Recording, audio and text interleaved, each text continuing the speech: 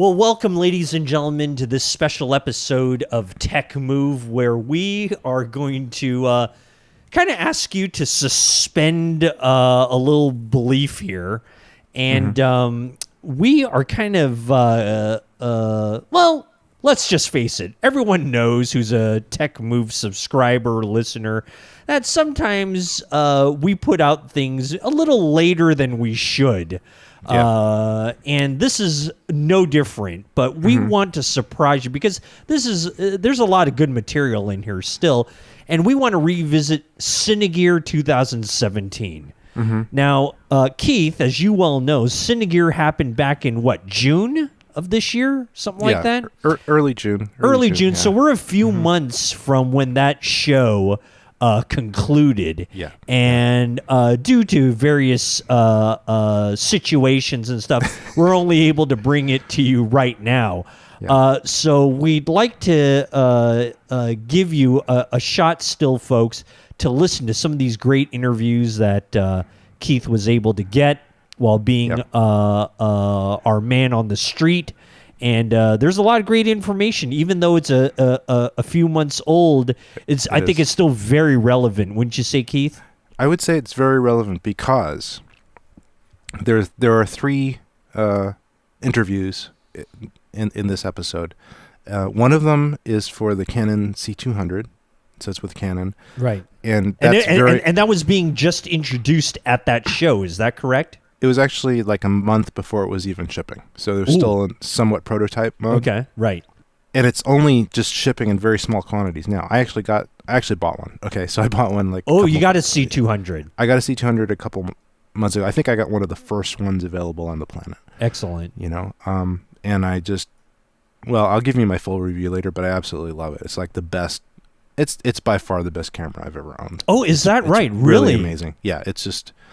Yeah, I just shot some real stuff with it recently, and it's just like a dream. It's just so easy to use, and the image is just light years above anything else. So forget the Sony A7Ss, A7Rs, forget all that crap. It's really C200.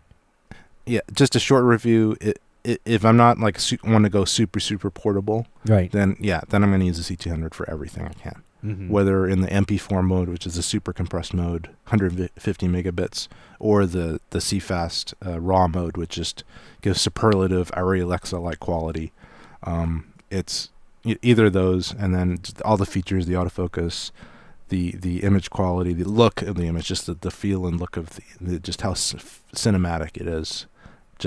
It's like better than any camera out there right now, even more expensive ones. Wow. Yeah, so I think so. So that's my own personal opinion. Okay. Okay, so it was about that camera, and I kind of fell in love with it that day. But there were a lot of other announcements. For example, the Panasonic EVA1, which still is not out. Right.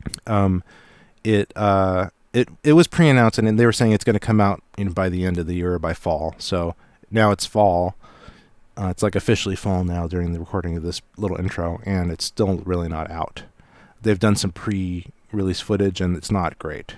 So, really? Yeah, it's not impressing people. People don't know why it's inconsistent. So we'll have to, jury's out there. Maybe by our next episode, we'll have more of a review. So it's still relevant because that camera's not really out yet. And then another thing, the other item is the Aputure Lightstorm LS 300, which is the super bright light, and that's not even out yet. It's almost now. When I went to Amsterdam, which is going to be in our future episode coming out soon, Amsterdam show, IBC, I did interview Aputure there, and they were just shipping it to their dealers at the time, like starting to just ship that way to the dealers. So it's going to be out very, very soon. That's very exciting. So none of this stuff is really out except for the C200. So it's all still super relevant. Great. Yeah. Oh, that's tremendous. Great. Yeah. Fantastic. Okay. Well, so then all is not lost when listening to TechMove. So that's fabulous. You see, ladies and gentlemen, we still are cutting edge, no matter what you say. No matter what the reviews are, we're still cutting edge. All right. Well, then let's not waste any more time. Let's get to the episode. Let's get to the interviews. Let's get to the announcements and stuff like that, and we'll let things roll. How does that sound? Sounds great. Fantastic. Okay, so here we go, ladies and gentlemen. Here is Cinegear 2017 on TechMove.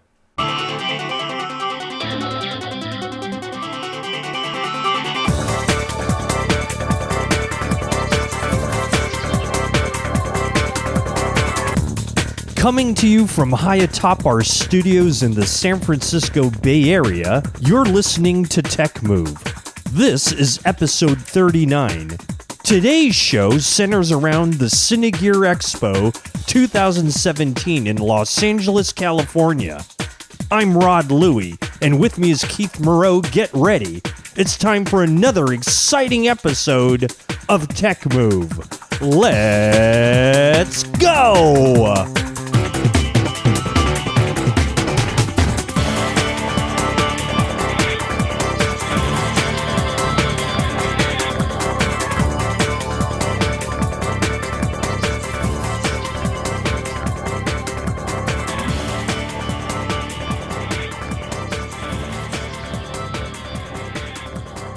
Well, we'd like to welcome all of you to TechMove, where it is hosted by Rod Louie, as well as the great Keith Moreau. Keith, how are you today?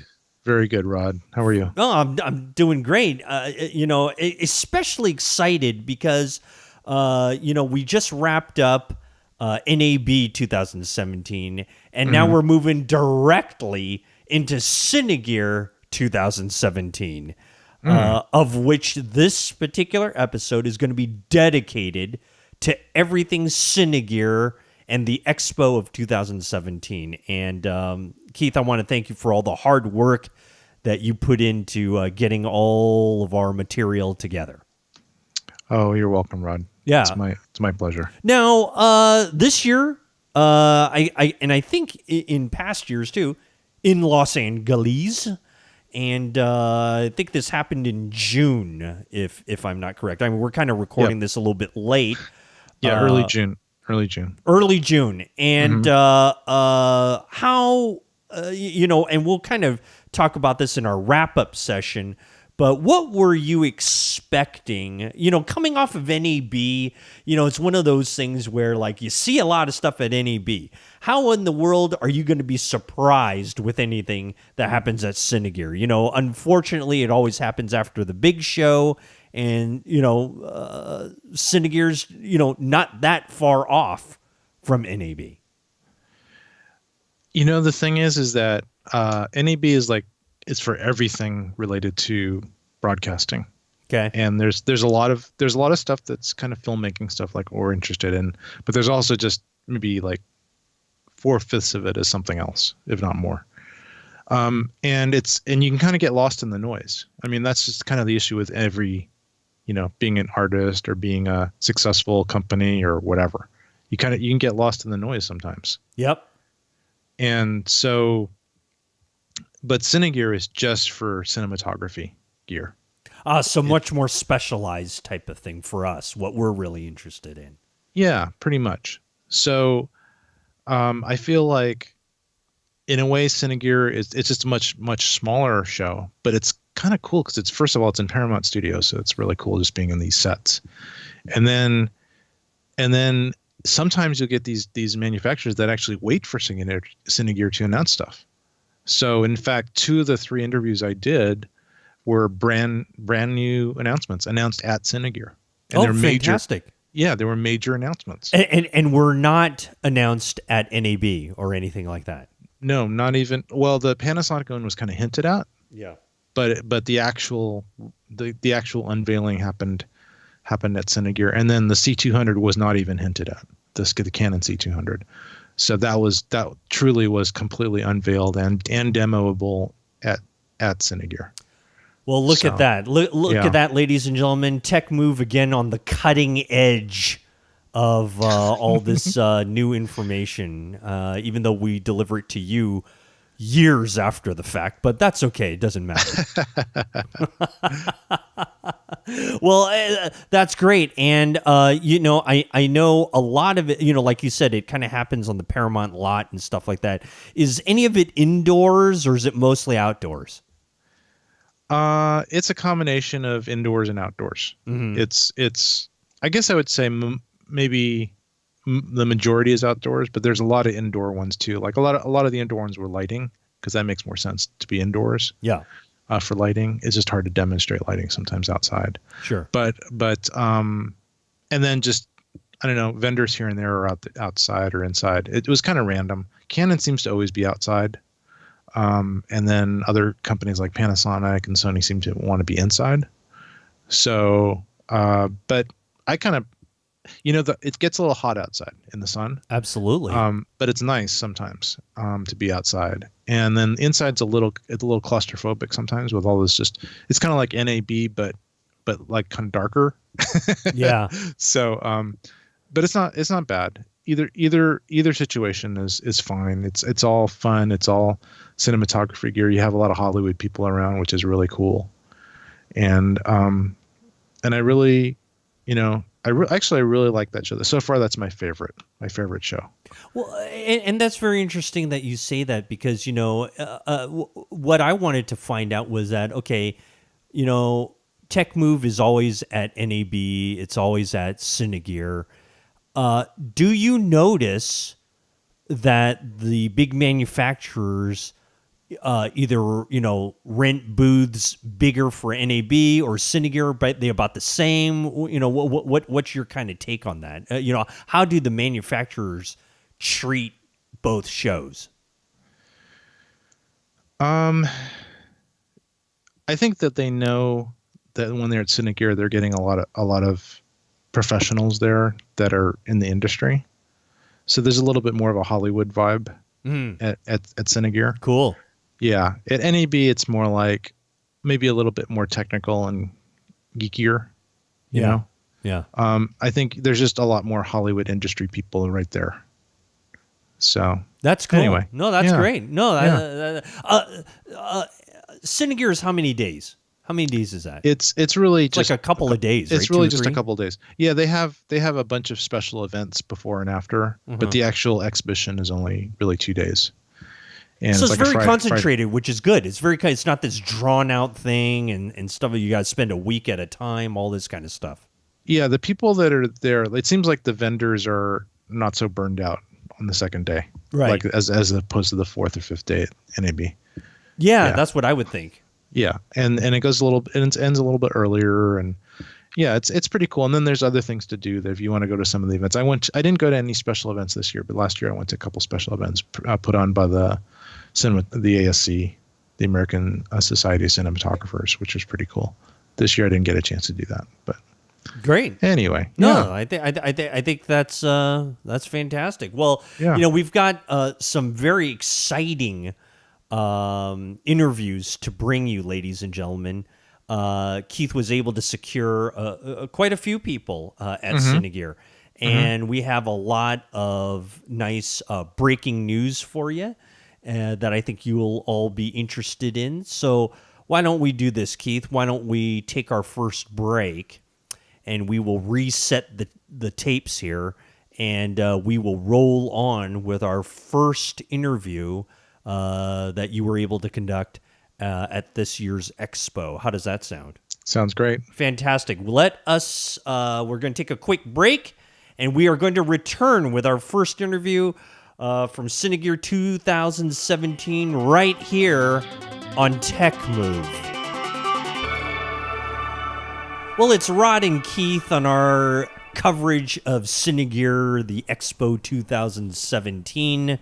And Keith was able to get a terrific interview with a guy we've talked to before on this podcast, but not in this same. I think he had another job before he got this one in. This is with Mitch Gross of Panasonic. He's the cinema product manager for Panasonic, and Keith was able to land a pretty good interview with Mitch. Tell us a little bit about your interview and how you got him. Yeah, so I was looking for actually just the Panasonic booth, and so in Cinegear there's a lot of stuff that's outside, and then there's quite a bit of stuff that's inside the sound stages, and Oh, might I have to do a tracheotomy on you right there? Sorry. Sorry, saliva. Soundstage is apparently a very dangerous word in the recording industry. Anyway, so they have these huge sound stages, and there's usually like the lighting stuff's in there because it doesn't make that much sense to do lighting stuff outside. Although there were a few lighting companies, and actually one that I interviewed that was outside, and that makes sense because of the particular product that they were selling. But anyway. So looked around, tried to find Panasonic, eventually found them inside one of the sound stages, among everything else. And they didn't have a super huge booth, but they did have the EVA1 there. And the EVA1 is the camera, and it's still not released yet. It's still kind of in the production stage. Like they're probably starting to ramp up their factories to produce them now. But so even at the time of this recording that we're making right now, it is not out there available to the world at this moment? No, there's nobody that even, I don't think even has a sample demo version of it or early version of it. Oh, wow. Okay. I think it's still like in fact, one of the people, not me, but one of the other people that interviewed him was saying that they wouldn't let him like hold it from the handle grip on the right side. Oh, because it was like not bolted on with the right bolts or something. Because it's probably put on with like Scotch tape or something. Yeah, it was they probably used some duct tape to keep that on and looking good. Right. Wow. Or some crazy glue. Wow. But which is not going to be in the final product. It's going to be right. They're probably going to invest in at least Gorilla Glue. Yeah, they're going to use better temporary glue for that. Excellent. But so that's an example. And I guess I should have, but I didn't ask Mitch if I could hold it. I guess some other people did. But, so the person that was, and I show up there and I see this guy that I've interviewed like 5 times for TechMove, but I interviewed him previously for Convergent Design. Mm-hmm. And so that was kind of odd. But I waited a little while because there was somebody else that was interviewing him, and I waited for them to finish, and finally they finished, and finally got to Mitch. And he was obviously really pooped because I think he had just been saying the same spiel for like 50 times in the last hour or so. And he was he's really good though. He's really, really good. He's really an asset to Panasonic. He speaks really well. He's very technical. Like you can tell that he really knows his stuff. Right. Which is not true of a lot of marketing project representatives for different companies. I mean, some are really, really great. Like Sony's are really good, and there's been a few others. But some of them, they're more like marketing people that don't necessarily know all the insides of the gear. Right. But Mitch seems to really know it. I think because he has a filmmaking background, and also he's probably geeky. Yeah. But anyway, waited a long time. Finally got him. Said, "Hey, hi," and he said, "Oh, hi," and he actually recognized me because I've actually pointed out some of our shows to him, and he's actually thanked me for, he's played them back, the recordings we made of him in the past, and so we have a little relationship. Anyway, got him to give me the whole spiel about this kind of amazing new Super 35 camera from Panasonic. That's fantastic. Yeah. And okay, so why don't we do this, Keith? Let's roll the interview. Yeah. And then we'll talk about the EVA1 afterwards, as we always like to do. Mm-hmm. And we will get your thoughts on what you saw. We'll get your thoughts on what Mitch Gross had to say. And we will expound upon it a little bit more. So let's roll that interview. Here's Mitch Gross, the cinema project manager of Panasonic, along with our very own Keith Moreau of TechMove. Hi, this is Keith Moreau for TechMove Podcast. We've got Mitch Gross of Panasonic here to talk about his new camera. Yep, this is the EVA1. The EVA1 has a Super 35 sensor, and that is not a 4K sensor. It's actually beyond 4K. 5.7K resolution on this sensor.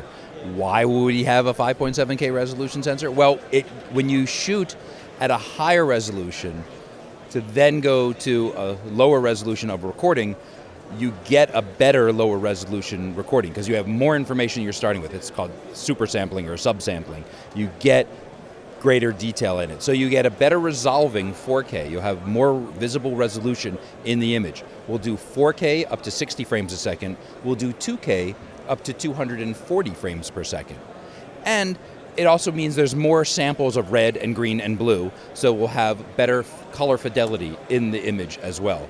The camera comes out in the fall, and then there will be a firmware update that's going to come some months later.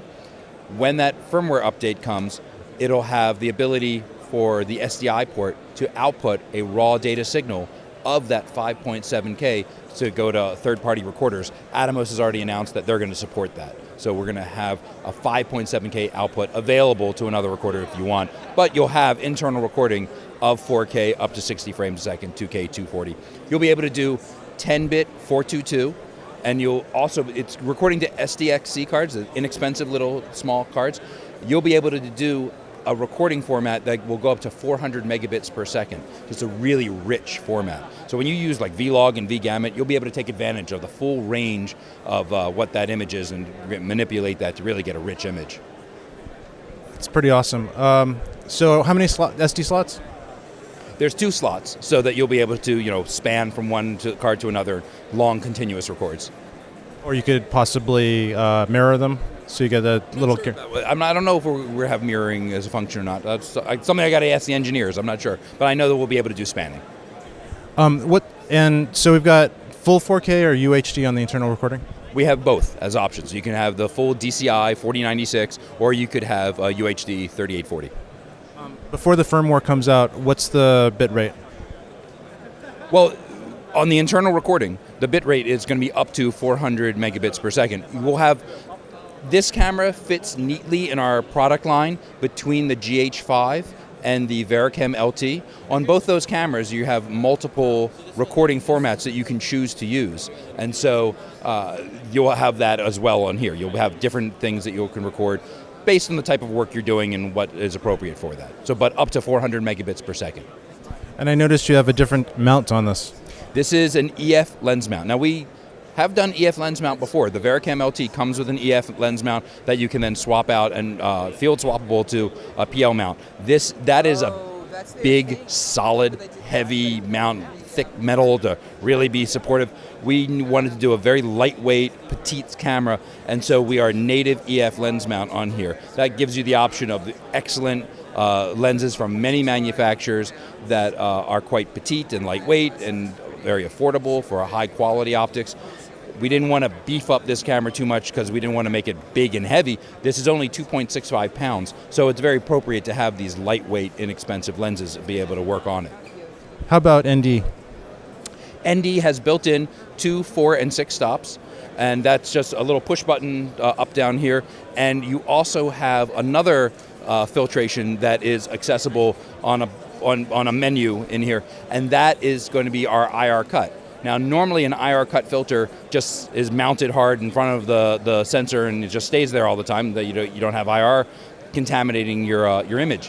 What we did is make it so you can swing that in and out, and then you're able to do that sort of special look IR photography. You can do night vision type shooting and actually extend into the night further with your sensitivity. You can also do in daytime photography, get those kind of funky artistic colors of the weird things happening when you have the infrared light coming into your sensor. So that is just something, it's a look. It's something we have available on the camera at a push of a button. I see. So normally the IR cut filter is in, and for special situations, you'll take it out. Right. That you take it out of the way, and then you can also, for an extreme look, there's filters that you can just buy that will go in the front of your lens. That would be a visible light filter, which basically only lets the IR light in, and then you take the IR cut filter out of the way, and basically you're just flooding your sensor with nothing but IR light, and you get a really cool, wild kind of looking image out of that. So tell me about the sensor that's in here. The sensor is 5.7K, and it is Super 35. It's an all-new sensor that we've designed for this camera. It's based on things we've learned from our previous technology, the VariCam sensors, which are gorgeous sensors, but very difficult, expensive to manufacture. We have this new sensor where we've learned a lot from those sensors so that it's going to be able to work on here. one of the features that we built that is intrinsic to the sensor design is something called dual native ISO. Now, dual native ISO is exclusive to Panasonic, and it only, up until now, has been available on the VariCams. It's also going to be on EVA1. There is the way you normally, by all the manufacturers, take a signal and see the signal off of off the sensor. That's our standard ISO rating. But then we have a special path. It's a proprietary way it's fundamentally a different way to look at the sensor and get the information off the camera sensor. And what it does is that you end up getting more light off of the sensor, greater sensitivity without any raise in noise, without any change in the dynamic range. There's no penalty that you pay. You just get greater sensitivity. So it's like switching film stocks on your camera. Any camera can gain up. You can just increase the sensitivity on it, but you'll get more noise and you'll lose dynamic range and it'll just affect what the image looks like. We don't have that with the dual native ISO. On either ISO level, you can apply gain. We have that available on here, and just like we have it on the other cameras, and you'll see the effect of it. But you can just switch to a different native ISO, and then you have increased sensitivity. You don't want it all the time. If you're in bright daytime outdoors, you want a camera that's not so sensitive to light. You have to, too much light coming in, but it's great to be able to switch between them so that you can shoot in either really, really low light levels, like, nighttime exteriors in available light, or maybe you want to shoot at a lower light level and still be able to use a zoom lens, or be able to shoot night times and be able to stop down your lens so you have a greater depth of field for effect. You don't always want to use a super fast prime lens in order to just get your exposure. It gives you flexibility for the way you might want to work. So, for example, suppose I put a really strong ND on the front and switched it to the high ISO mode. Would there be any difference in image quality between that and the normal ISO mode without the ND? No difference. You're going to have, like I said, you have an increase in sensitivity without a payment in some other factor. You're not increasing noise, you're not limiting your dynamic range, you're not affecting the signal path in anything other than getting more sensitivity out of it. So on the VariCams, the two ISO points are 800 and 5,000 ISO. It's 2.6 stops of increase in sensitivity. On the EVA1, we're not giving those numbers out yet. That'll be closer to the release. And the reason is because it's not that we don't know what we can do. We have targets that we wanted to hit, and we hit those targets, but we believe that we can do a little more processing, a little tweaking to the signal, and be able to get even a little bit more out of it. And if I told you X right now, and then it turned out to be X plus 1 later on, nobody's going to remember X plus 1. They're going to be stuck thinking it's X. So that's why we want to just wait until we know exactly how much we're going to get out of it, and then that's what we're going to let everyone know. That's a pretty amazing feature. When I saw that on the VariCams, I thought that was pretty impressive. So how do you guys do it? It is a proprietary process that really, it has to be inherent in the design of the sensor itself. And that's why it was a heck of a thing designing and developing the VariCam sensors. And they are beautiful, but it's very expensive, difficult to manufacture those sensors. We took what we learned in figuring out how to do it on those sensors to make this new sensor, the 5.7K sensor, and it has that same special processing path built into the sensor, but we're now able to do it on a camera that we're able to sell for under $8,000. That's pretty amazing. So last time when I was at NAB, I saw what I think is this camera under a veil. Yes. We literally unveiled our camera. We pulled it out of a backpack, but yes, we unveiled the camera. Where's the veil now? That's a good question. There might be maybe another manufacturer is wearing it over their head as a widow. I don't know. We're gonna have to find out where this veil is. We're gonna have to be searching this booth somewhere. Anyway, thank you so much for showing us this amazing new camera. I was actually pretty excited about this when I saw this today. I actually saw it today. I just didn't have a chance to look at the news yesterday and did some other stuff here. But thank you so much for showing us this. Thank you for letting us.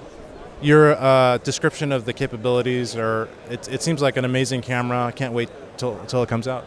Yeah, it's something that we're very proud of. we wanted to sort of sneak out the information a little, just basically a preview to let people know. We did it with when the GH5, we first announced it last year at Photokina, and we mentioned like 4 or 5 different kind of features it's going to have, but we're saying it's 6 months away and you're going to get information when it comes out. And some people were kind of upset with the idea that we were only telling a little information until on time, 6 months later, there was the camera with all of that stuff and way, way more, and everyone was so thrilled and happy with it. And we're like, all right, well, we're going to give a little bit more information, but we didn't, this time around. But we're saying we're just previewing it. We're just going to give you an idea of where we're going, what the direction's happening here. And it sort of turned into something, like it got some excitement going and stuff. And we were like, we want people to be excited about our camera, but we wouldn't do this. We wouldn't start talking about it if we didn't believe we had the meat behind it, that we didn't have some real substance of a camera that we think people are going to be very, very happy with. And we think people are happy with what they've heard so far, and we think we're going to be even more happy when they see what the finished camera is all about. Excellent. Thanks so much, Mitch. Thank you. Keith Moreau signing off for TechMove.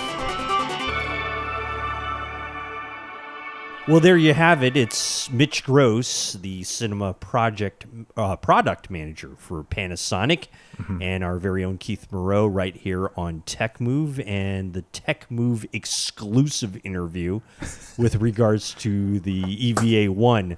I'm sure exclusive in the sense of for that particular time period at that particular moment on the showroom floor, because it sounds as if he had been talking everybody's ear off about the EVA1. Yes, I had him exclusively for the time of my interview. Right. So that was exclusive. That was exclusive, and he gave us his undivided attention, which was very kind of him. Kind of. Yeah. So Keith, EVA1. Yes.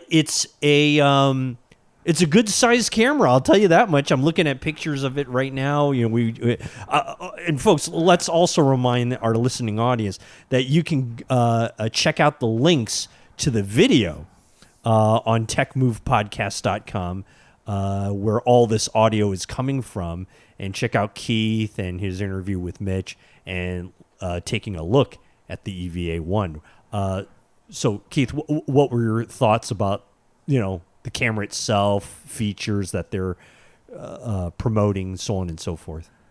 Well, it's a pretty darn amazing camera if the specs lead to all the great things that it can do when it's really out there. It's probably not going to come out until, I would say, November. These are my thoughts on it. I mean, I can't predict the future, and I don't know. Panasonic's track record, I think, is okay for when they when they announce something and then later they release it. Like, they did pretty well with the GH5. Yeah. Like, they said in 6 months we're going to release this, and they actually were selling them in 6 months. Yeah. So they kind of did the same thing here. But they weren't that specific. They said fall. So, I mean, fall could be as late as November, right? Correct. So, but, so here's the thing. So it's not a micro four thirds camera like you'd expect Panasonic. Wow, it's their micro, but it's not. I really thought it would be. Yeah. So it's not micro four thirds, and there's a reason for that. It's just the mount. There's a couple things. First of all, there's just not that many micro four thirds lenses out there. Yep. So I know, which is so amazing, right? After all the years that the micro four thirds has been out here. No, it's you're just not getting it, which is kind of weird. And then most of the people that are kind of in the one man band or small indies, they started in the 5D era, the 5D Mark II era maybe, right. Or they've just kind of gotten cameras that are Canon Canon EF based, and so they have a lot of EF lenses. And there's a lot of pretty nice EF lenses out there, and then they're relatively good deals compared to, say, the Sony lenses. Right. And then you can get all these adapters for them. So a lot of people are getting EF lenses and then getting adapters to go to the Sonys or the Micro Four Thirds anyway. Yep. But they start out with the Canon lenses. Like, that's something you might do when you get your Sony or whatever you get in the future. And I've done that. I have very few Sony native lenses. I have maybe like 5 or something. Right. And I've got like... Because there's only 5. out there, really. There's really not a whole heck of a lot of them out there. Yeah, they're starting to be more, but they have some disadvantages and some advantages. But there's just tons of Canon lenses, and there's all these third-party manufacturers of Canon lenses, fitting lenses as well. Yeah. So I have like maybe 30 Canon lenses of either full frame or crop sensor type lenses. So it makes perfect sense for somebody like me, and I think there's a lot of people like me out there that just have this. It's a no-brainer because you can just stick the lens right onto the camera. You don't have to have an adapter or anything like that. Right. There's some maybe disadvantages to that over an E-mount because then you don't have even the option of putting a speed booster on. So a speed booster is not going to work on this EVA1, this Panasonic camera. Is that because you said because that's of the mount? Yeah, because it's a native EF mount. Okay, gotcha. So yeah, so there's just no way to make that work with a speed booster. The mount has to be something where the flange distance is much shallower than a Canon lens, than a Canon camera. Right. But that's not the case with this. In this case, it's just exactly like a Canon camera. So it's kind of good and bad. Good is you don't have to have this extra 1.25 inch piece of metal in between your lens and the thing, so everything's shorter. You don't have to have this extra complexity, but then you can't use speed boosters if you want. Okay, so that's an advantage and disadvantage. But as far as the some of the other specs go, I would say the one thing that's probably, and it's not even proven, but the one thing that's the claim to fame of this camera is that it has the similar technology to the VariCams, which is actually a famous cinema camera that's produced by Panasonic. So VariCams are used on movies. Okay. The VariCam line is kind of similar to the Cine Alta line in Sony. It's like their movie cameras, and so they're consequently pretty expensive. Right. They're meant for high end. Like they're competing with REs and other high end cameras and Reds and stuff. Right. So, the sensor that's in this new EVA1, which is darn small. It's approximately the size of the FS5. Okay, so it's very similar in size to the Sony FS5. Like if you just put them side by side, you kind of think they're the same camera, except that the EVA1 has this horrible red stripe around it. That's kind of like, I don't know, kind of reminds me of, I don't know, Speed Racer or something. Something like, right. Let's just put some red nail polish around the edge. Let's make it look cool. Let's put a racing stripe Let's on it. rebrand it with Ferrari on it, and we'll put a red racing stripe down it. You won't believe how many comments I've seen about the red stripe. I'm sure not good ones either. Most of them are pretty. Yeah, most of them are quite negative. Right. But it's really funny because nobody complains about the red stripe on the super high-end Canon L glass, which is that's their brand marker. Right. It's the red stripe type lens, which means it's a really expensive lens. But anyway, I think it's maybe the way that it was used on the EVA1 that people are complaining about. But I guess it's okay. I mean, it's mainly the camera, not how it looks, right? So no, it's kind of how it looks too, which is really important. Okay, yeah, you're right. It's all about looks. Right, But it's all about looks. Yeah. But getting back, it actually, other than that, it looks pretty standard. It's not extremely attractive, and it's not extremely ugly. I think it'll work. I think it might fit your sense of style. I actually like it. I thought it looked pretty good. It's just really big. Well, actually, it's not that big. It seems big, but it's not. It seems big only because of all the doodads that are hanging off of it. Yeah, but it's actually, if you just forget about whatever else you see on it and just take the body itself. Right. Just a nice sized box. Yeah, it's a smallish box. Like it's way smaller than the FS7, for example. Yeah. And it's and because you don't have to put that EF to E mount adapter on the front, then if you put a lens on it, it's still smaller than say my FS5 would be. Mm-hmm. Because I can just slap that EF lens right on the front. I don't have to put this extra thing in front, and then it's probably a little bit sturdier because of that. Right. Anyway, for me, the big thing, say over an FS7, is the fact that it has this dual ISO sensor on it. So the sensor has, I don't know exactly what the technology is, but somehow they've gotten their sensor to have two native ISOs. So one native ISO is 800, which is fairly insensitive. It's kind of like GH4 level sensitivity. Okay. And then the next ISO is undetermined, but it's probably going to be 3 to 5,000, or maybe 3,200 to 5,000. They haven't said it's going to be exactly what that is, but it's going to be high. Oh wow. It's going to be high, and so then that becomes the native ISO in that mode. So it's actually, if it turns out to be as good as the Vericam LT, which is 800 and 5,000, apparently that's magical. Like when you put it to the 5,000 mode, it's just as noiseless as the 800 mode, except it's way more sensitive. Oh wow. Yeah. So you've got it's kind of a A7S type of noise level at that 5,000, or maybe even better. So that part makes it an extremely tantalizing camera. It sounds pretty attractive. Yeah. And so that part is pretty cool. If they can pull it off and have the noise level and everything that is similar to the Vericam LT, that could make it a pretty good sale. It's also got pretty interesting recording and codec capabilities.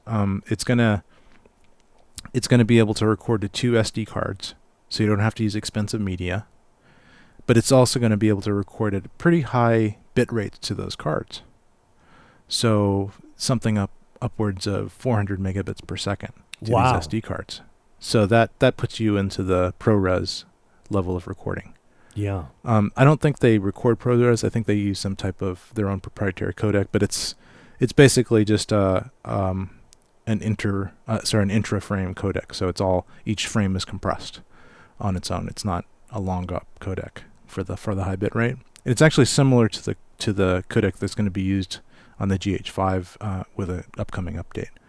So they're kind of using similar codecs to the GH5. But another thing, it's got 422 10-bit internal recording at that.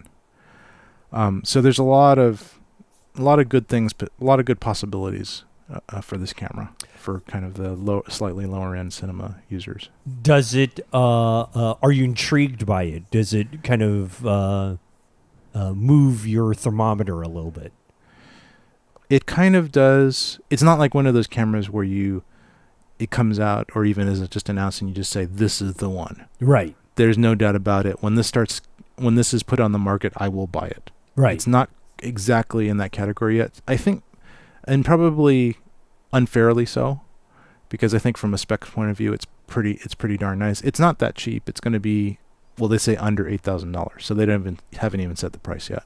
Oh wow. But I'm thinking it'll be about 8,000. Right. So that puts it in the FS7 range. Yeah. So, and the FS7 has probably more advantages than this camera, but the FS7's way bigger and heavier. So, and it uses more expensive media, and it's probably not as light sensitive. So, it may have maybe slightly better technology than the FS7, but then there's some drawbacks possibly, such as the fact that it's has the EF mount and not the E mount is maybe an advantage or disadvantage depending how you look at it. And also, it's not really proven. It's Panasonic. It doesn't really have a track record for this type of camera. It's kind of like very, very newish type of camera. Yeah, it's like a new territory Panasonic is venturing into. Kind of new. One other thing that possibly could also be its claim to fame, it has a 5.7K sensor, which means the sensor, the amount of pixels in it are way above 4K output. So 4K output is like 4,000 or so pixels across, wide. Right. But this actually is 5.7 thousand pixels across, like 5,700 pixels across. So they shrink it down to 4K in the camera with processing. Mm-hmm. And so when you have a bigger amount of pixels and you shrink it down, things get sharper. Yep. That's kind of what's going on with this sensor. So it could potentially have one of the sharper 4K images out there. Oh, so nice. Yeah, so if all those things come together and it has good battery life and it has reliable recording, and mainly if the image looks really good, it could possibly be a very a very nice and exciting camera. So it will have to make its way to the showroom floor before we start getting too overly excited about it. Yeah, and I have a feeling that they probably will have working copies or maybe even be selling it by the time that IBC comes out. IBC is the European version of NAB. Okay. And actually, TechMove is going to be there. Really? Yes. Wonderful. So we'll be able to put out our IBC episodes right around the 2018 NAB show. Would that be about accurate? Yes. Yes. Oh, excellent. Oh, Yeah. okay. Yeah, it's actually going to be in Amsterdam. Oh, So great where they're held. place. Yeah. Great place. Yeah. Wonderful. So when we get closer to that, we'll probably have a pre-IBC show. Okay, good. Yeah. Are we anticipating hopefully the a working version of the EVA1 and other things? Yeah, I think there's going to be quite a few new either announcements or working demos or even things being sold there. Okay. So yeah, I'm pretty sure the EVA1 is going to be shown there. Well, Like, for real. we'll get there when we get there. Yeah. Yeah. Oh, that's so exciting. keep your checkbooks kind of halfway out, pens slightly uncapped maybe Right. for this one. For the EVA1, because Maybe, it could be fantastic if they deliver on all the specs. Keith Moreau is saying that this could be a very interesting consideration here. It's definitely in the top 5. Very good. Top 5 cameras. Yeah. Well, and you know what's also going to be a dictator is price, I'm sure, which is going to be a big thing. So Yeah, but if it has superb imagery, yeah, the price, even the $8,000 price, is not unheard of. mm-hmm. So I think we'll just have to see. Fantastic. Yep. Fantastic. Great.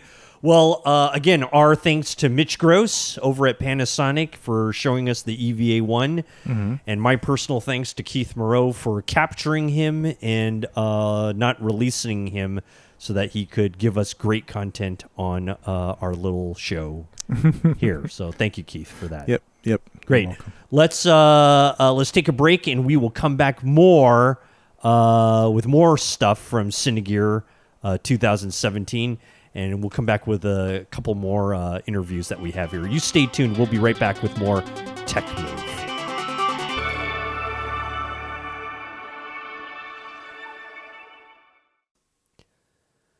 We're able to have a representative from Canon that Keith was able to secure on our continuing coverage of Cinegear 2017. Keith was able to get Alex Sachs.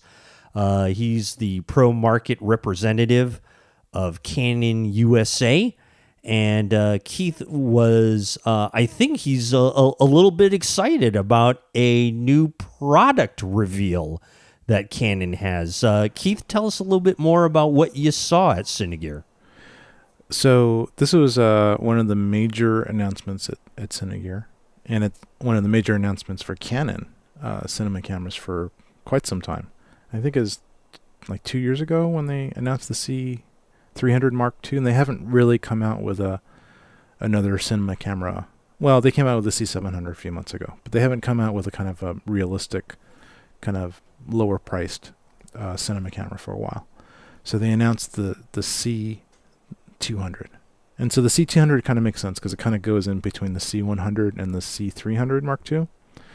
And it's a kind of a brand new camera. Love the form factor. It's a slightly heavier than the C100 Mark II and then slightly lighter than the C300 Mark II. Actually significantly lighter.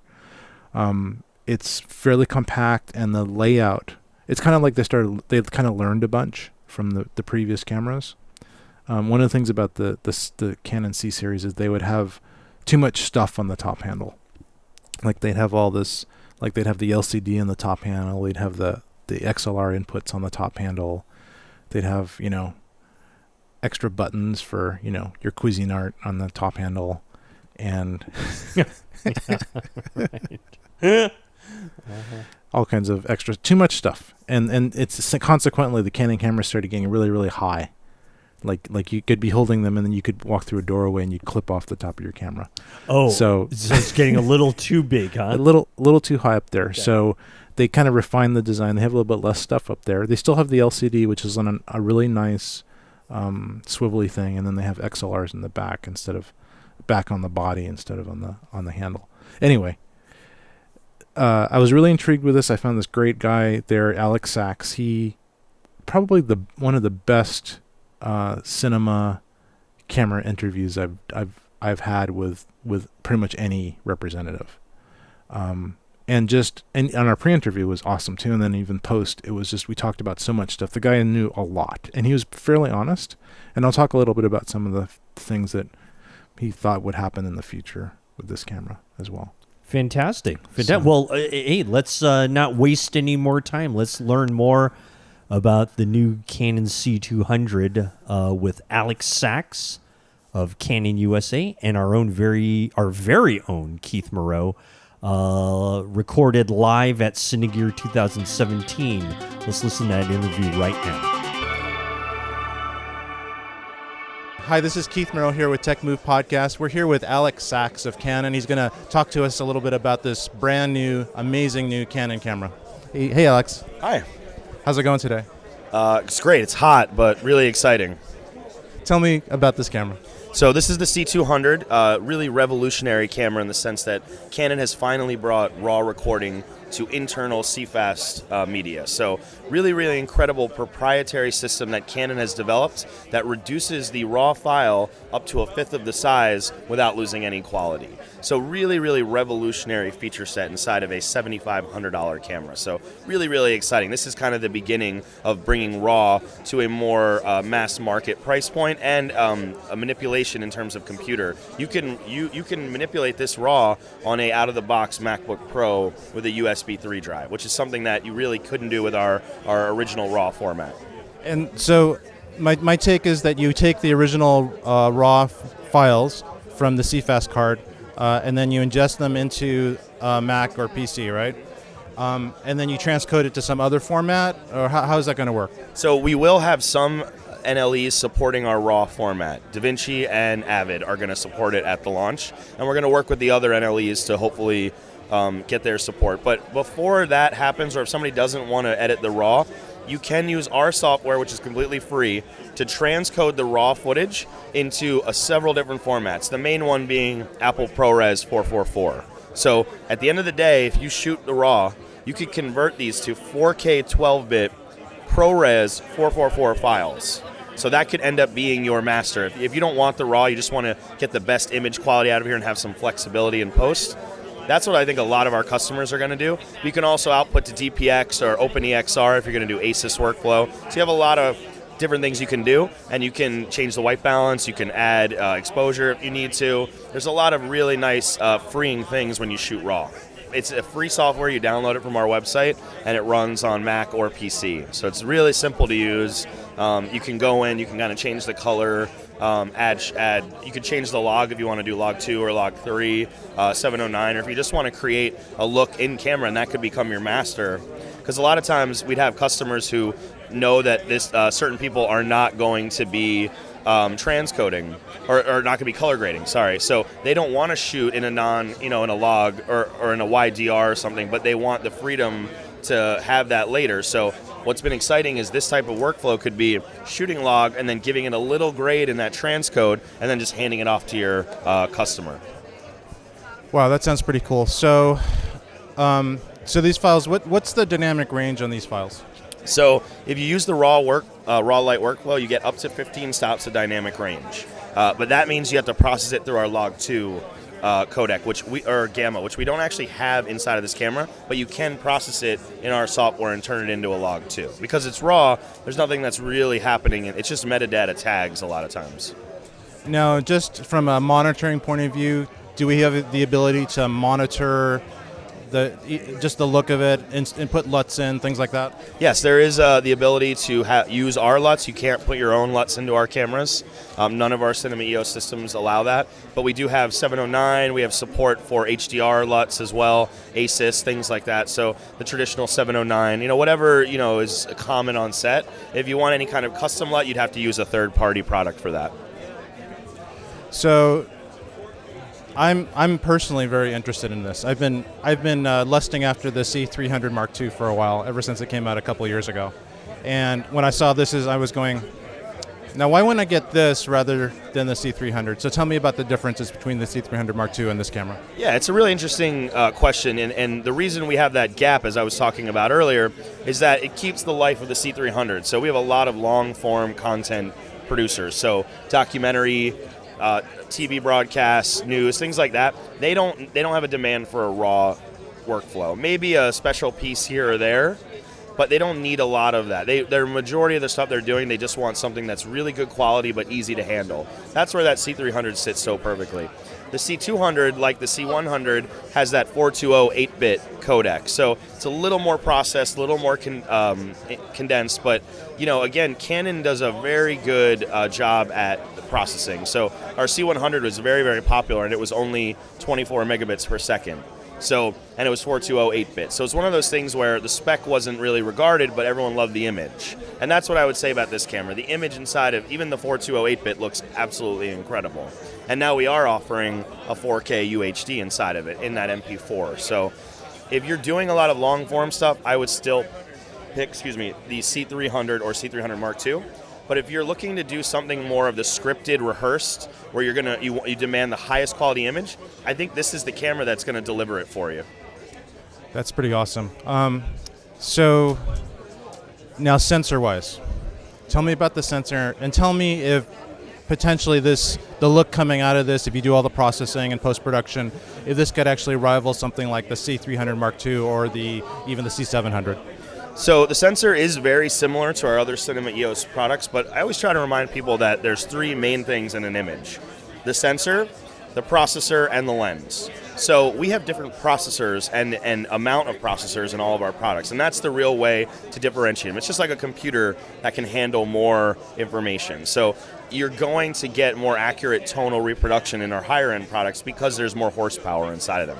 Technically, they are cut from a very similar wafer in terms of the sensor, but everything around that is, because you can take data off a sensor, but then you have to turn it into something. That's really that's the main part of it. So that's everything is the processing. So we do have a very similar one, but we have two new processors inside of this camera. So in terms of matching other cameras, absolutely. In terms of being superior, it's really hard to judge that. It's more along the lines of, if you go through our raw light workflow, it's going to be the least amount of processing. So you're free to kind of do whatever you need from it, and you're also free to kind of pull those colors a little bit more. Sorry. So say as an independent cinematographer or filmmaker who wants to get the best possible look and then wants to devote the time to record to these CFast cards, which probably don't hold that much. What's the capacity of this typically? So again, it's a very large format, and I always am telling people that if you're going to do the raw light, it's because your image is your priority. It means you want the best image. So it's going to be a very large file. So to put it in terms of numbers, the 64 gigabyte CFast card is going to give you 8 minutes of 4K raw light at 4K 60 or 4K 2398 or 2997. Now it's a little variable. We do a variable bit rate inside of these cameras. So if you're shooting a white wall, it's not as processor intensive. But if you have a lot of different colors, like your shirt, maybe like 6 other people with patterns, there's a lot more of that bit rate kind of pulling. So you're going to get about 8 minutes for 64 gig cards. So I tell people to treat it like a film magazine. If you're from the film days, it's usually like 3.5 minutes you got on a film mag, 400-foot roll. So what you were changing a lot more often. And we see this a lot on larger sets as well. They're changing the media as often as possible, usually every 4 to 8 minutes, because if you lose a card with like an hour on it, you've lost a whole day sometimes. So they're in the habit of switching. So that's really what it's going to be. More media and switching out. It's a little more expensive, but those prices are going to come down because we don't make that media. Other companies make that media, and they're going to compete, and those prices are going to come down. Okay, so 8 minutes per 64 gigs. Some popular cards are in the 256 gigs, so that's 8 times 4, 24 or maybe more minutes. So that's not bad.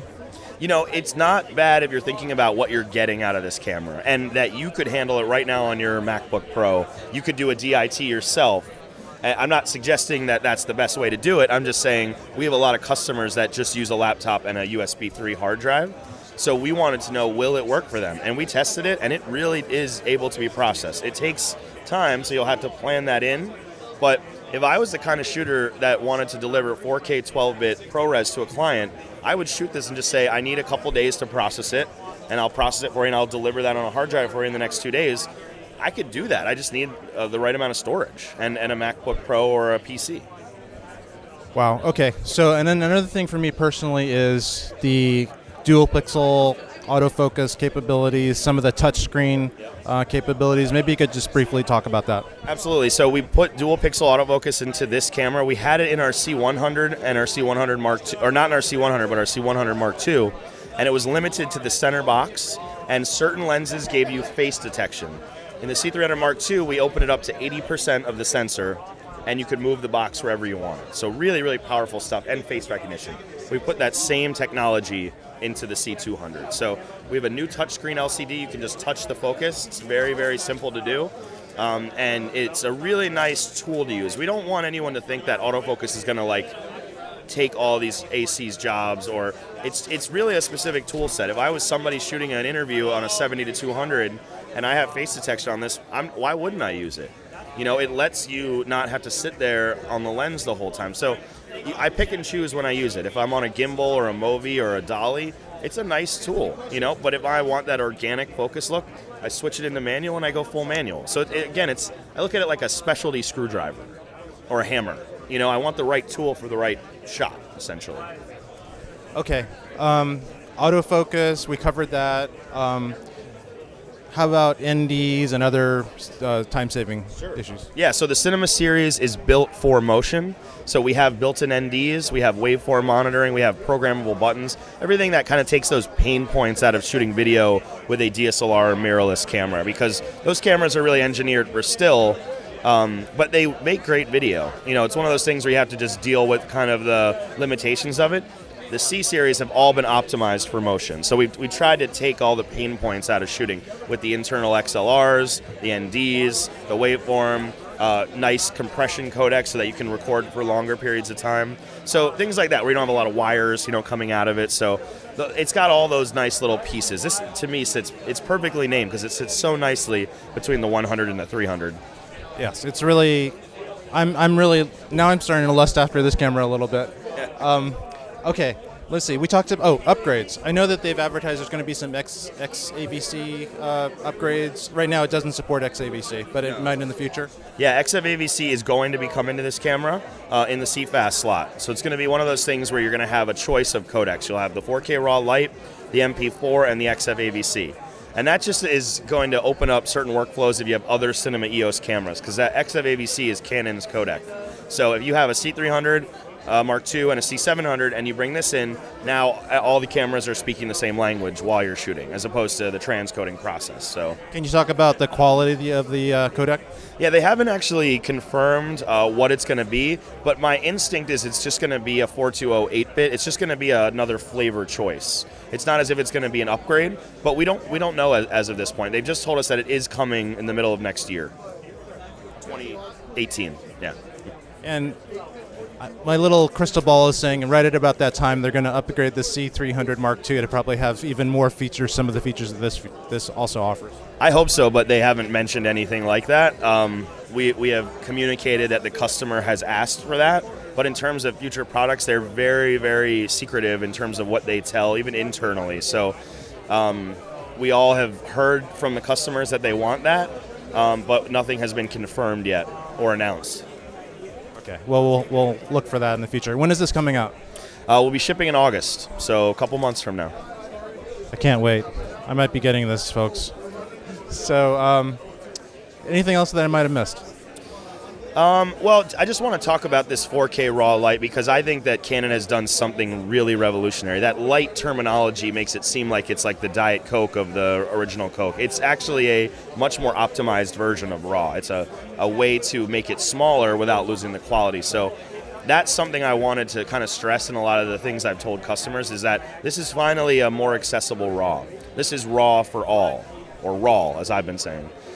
Because we finally have an accessible RAW that a single operator user can process. So once we start doing that, that's when I think we're going to have this explosion of RAW shooting, because everyone will be able to edit it. And then at some point, even iPads and iPhones and stuff may have the capability to read Canon's proprietary RAW.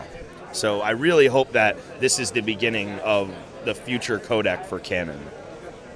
It sounds great. Just talking about the RAW codec again, it's compressed RAW. So does that mean it's lossless? It's not compressed RAW. Tell me about it. Yeah, essentially what it is when you have RAW, you're doing very minimal processing or no processing. But the term RAW is different amongst all the manufacturers. There is no real standard for RAW. Like SMPTE hasn't made a standard for it. So it's really manufacturer to manufacturer and how they define what RAW actually is. That's what's interesting about it. So Canon has defined it as a RMF file that we've had in our other RAWs in terms of the C300 Mark II, C500, and C700, where you got an individual frame for every individual file for every frame. So 24 frames per second, just like film. Now with the new RAW Lite, we've turned it into a self-contained movie similar to a MPEG-4 or MOV or something like that. So when you open the files on your computer, it's a list of clips as opposed to like thousands of files that are just single frames essentially. Because that's what we were doing. That's what we're doing with our RMF file. So it is and this is really just what Canon has told us is it's a proprietary way of reducing the file size. But beyond that, they haven't told us any of the kind of secret how it's working. Okay, so if I were to just speculate then, based on what you said, it's a long GOP version of RAW. I honestly have no idea, but I've never been able to take any kind of compressed file and process the white balance the way I did with our RAW Lite, where I processed one clip at 2,000 white balance and one clip at 12,000, and they looked perfect. There was no loss in quality. So we're not doing any kind of processing inside of it. So in terms of it, that's why we've labeled it RAW. But I think we're calling it RAW Lite because it's a much more efficient version of our RAW file. I gotcha. So it's RAW, it just takes up less space, but we're not losing anything. Yeah, you're losing nothing, and that's why we have that RAW, and that's why the file size is so large. So again, it's for the image-first customer. The person who's like, I want the highest quality image I can get out of this camera, and now you don't have to hack it the way you did with some of our other products and certain companies who are able to like pull the RAW from our products. Canon has now created a bulletproof version of that, which to me, I always want to trust the manufacturer. We have a lot of very, very smart people developing these products. They know how to create something that's not going to fail. Well, I think we've nearly found the holy grail for Canon image. Of course, I have a whole laundry list of things I would like to be added to this, but I guess you can only squeeze so much into a camera for a price point. I mean, $7,500. Now you're competing with all those lower-end cinema cameras. And $6,000 for the B model. So we're gonna have two models: the C200, which will have all the accessories, including the LCD, the grip, the handle. And then we're going to have a B model that's going to have no accessories, and it's going to have no built-on EVF. And it's going to be $1,500 cheaper, so it's going to be $6,000. But the camera body will be identical. The image will be identical, just no EVF or accessories. So if you like to build up the camera, that B camera might be right for you. Wow. This is pretty good. We were waiting a little while for a new announcement from Canon. It's been, I guess, 2 years maybe since the last big announcement of the C300 Mark II. So this is a pretty nice announcement. Well, we had the 700 last November. Oh, that's right. Yeah. We've had some other products, lenses and things like that. So, but this one with the RAW Lite, especially for the cinema side, which is where I work, very, very exciting. Well, thanks so much, Alex. You've been great. Thank you for having me. Keith Moreau signing off for TechMove. And there you have it, ladies and gentlemen. Alex Sachs of Canon USA, along with Keith Moreau on our continuing coverage of Cinegear 2017. C200, pretty impressive. Yeah, it's pretty impressive in a way, and I think it's just, again, it's going to be how good is the image. Yeah. And Philip Bloom actually just came out with a fairly nice review of it.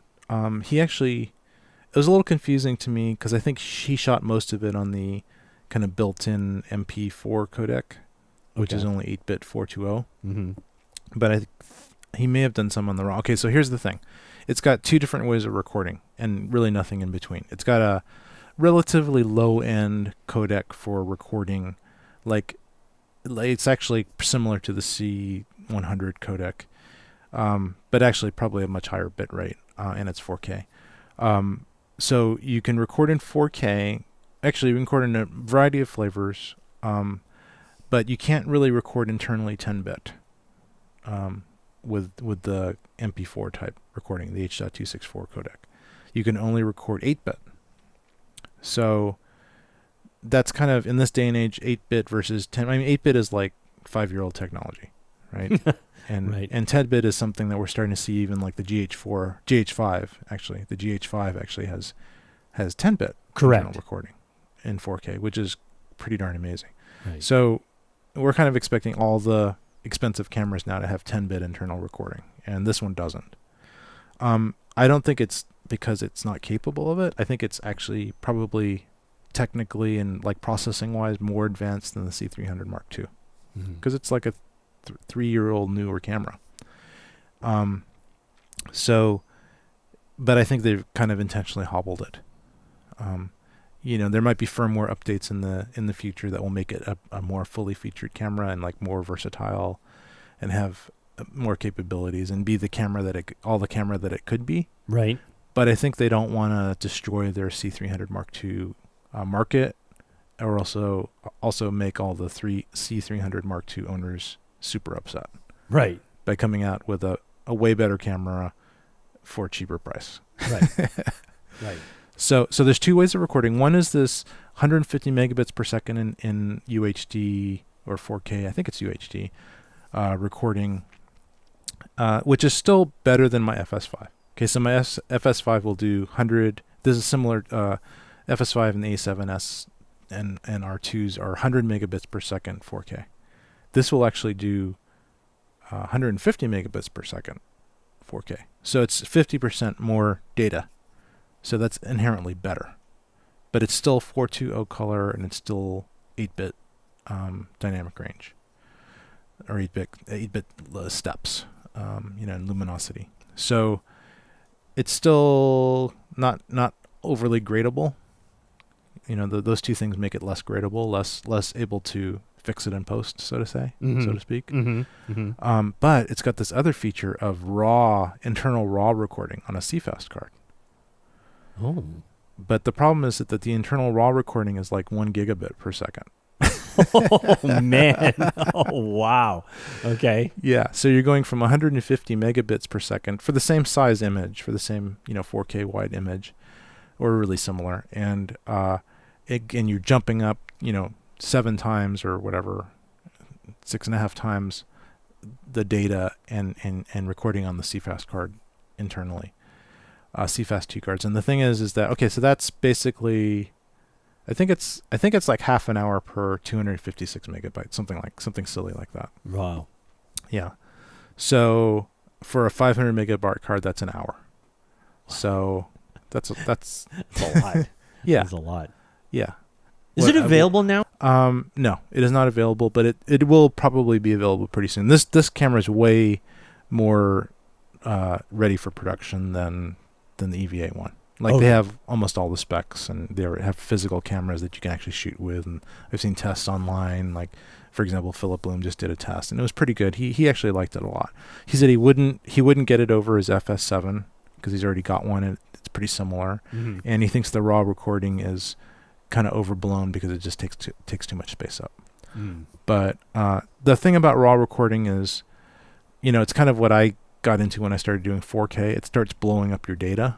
Right. Like, you start having to buy hard drives one after the other, and you become like hard drive, retailer on your own. You're like a data farm, right? Yes. Hard drive data farm. Hard drive data farm. You start running out of space. You can't walk down your hallways because they're. You need your own campus. Yes. You've got hard drives stacked to the ceiling. You have Yes. this narrow corridor to walk through in your house. Yeah, it starts becoming kind of crazy. Right. So, but it's very, very intriguing. In fact, this camera, just trying it out and stuff, actually kind of inspired me to get the Ursa Mini that I got. Okay. Because I was saying, I should just kind of see if there's any hope in raw recording, like if it even makes sense. Right. So that was kind of. I mean, I have done raw recording with the Odyssey and the FS700 and the FS5. I don't find having the big 7 to 8 inch monitor recorder kind of around all the time is that convenient. Right. Whereas it's super convenient just to have a little card to record raw. Yeah. So I see this. I actually see the C200 as selling a lot to indie filmmakers Sure. that do short takes that have like a real kind of studio setup. Uh-huh. But then what? But then if you're in a studio, then maybe you wouldn't really care if you had a recorder hanging off your FS700 or something. Right, So because that can sit somewhere separately or something. yeah. So, but still, and another thing this camera has is amazing autofocus. Like it's got superb autofocus, and it's got finger touch screen tracking. So you could just click on an image, part of the image, and it'll focus to that point. So you could click in between two people and just focus that way. Terrific. Yeah, or you could just kind of click on them. You could click on them, and then it could tell you if you're in focus. You could still manually focus. It wouldn't automatically do it, but it could tell you like which way to go and in or out, or that part is amazing, and I love that part of the camera. And just as Canon goes, the images should be amazing. Right. And the images I've seen so far on the internet are not super amazing, but just like anything, like I felt kind of like some things were overly blown out, like it was still kind of touchy in the upper reaches. Mm-hmm. But I think I need to see more about it. Again, this camera is like $7,500, so it's not cheap. Yeah, not cheap when you got this EVA1 hanging in the balance. Probably Yes. they're probably going to go right up with against one another head to head. Probably. I think they are, and I think that Canon got a little bit surprised by the EVA1. Mm. Like I think they were really bummed that the EVA1 was announced, Sure. because Stole a little thunder. yeah, I think they stole a little thunder, and also a lot of people are going to hold off on buying the C200. Yeah. Right? They're going to say, I'm going to see how the EVA1 works, because the C200 isn't that much of a no-brainer where I can't wait a couple more months for the EVA1. Right. So, yeah, I think that's going to be happening. But the camera itself is superb. The ergonomics and the fit and finish, like it's way. Sorry, Panasonic, but the C200 is way more attractive to look at. Yeah. Than and it doesn't have to have red paint on it or whatever. It's got just kind of metally black, Right. matte Right. black. Right. But still, image is king, and we'll see how it comes out, how they compare in the future. Fantastic. Well, again, our thanks to Alex Sachs of Canon, and our thanks to Keith Moreau of TechMove with that really big announcement of the new Canon C200. Available pretty soon, I'm going to guess. Hopefully pretty soon. Probably in a month or so. Hopefully in a month or so. Fantastic. Well, Great. probably by the time this episode comes out, it'll have been out 6 months. Yeah. So That's great. All right. Thank you, Keith, for that fantastic report and that fantastic interview. pleasure, We will Ryan. come back with more of our continuing coverage of Cinegear 2017 right here on TechMove. All right, gang, it is Rod Louie along with Keith Moreau right here on our continuing coverage of Cinegear 2017 right here on TechMove. And Keith, we have another fantastic trio of individuals that are going to be talking with you. And these are the fine folks over at Aputure. And I'd like you to tell us a little bit about the company Aputure and what they're famous for. Well, right now, Aputure is famous for lighting. They have some really great little lights, really good deals, but very high quality. They cater to kind of the the predators, the single, maybe one-man bands or small productions. So perfect for me. Perfect for you. Yeah. Good price, kind of in your price range, maybe a little high in some cases, but the quality of the stuff is really, really good. So so I actually was very intrigued by them. I'd seen quite a few of their YouTube presentations and interviews. I didn't get a chance to do them at NAB, but I sought them out at Cine Gear, and they had a booth outside, kind of in the sun, which is unusual for a lighting company. Right. But there's a reason for that, because their lights are pretty darn bright, and we talk a little bit about that during the interview. That's great. And you have the good fortune of speaking with 3 folks from Aputure. And the first gentleman we're going to hear from is Mr. Ray Chang of Aputure. Yep. And he's like the engineering genius behind Aputure. Okay, so he's kind of the tech of Aputure then, huh?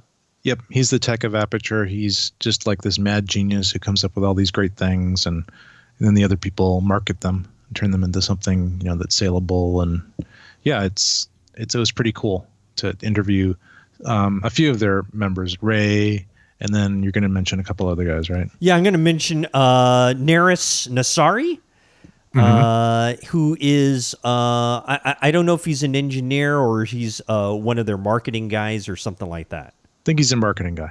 Yeah. Fantastic. So Narris is with us, and then in a longer part of the interview, you get hold of a Mr. Ted Sim, right. And you have quite an extensive interview with him. Yeah, he's great. I knew he would be great because of all the other interviews I've seen him do, and he's really lively and he's got a great personality. A lot of the other interviews are just about the product. But I kind of got into this person because I was kind of intrigued by him, like what he did before this, and just personality-wise. So we just talked for a long time about random stuff, and it was kind of fun. Fantastic! No, that's great. Well, it's a somewhat long interview, so why don't we get right to it, and we'll come back with comments once it's all finished up. So here we go. We're going to first hear from Ray Chang. We're also going to hear from Narris Nassari.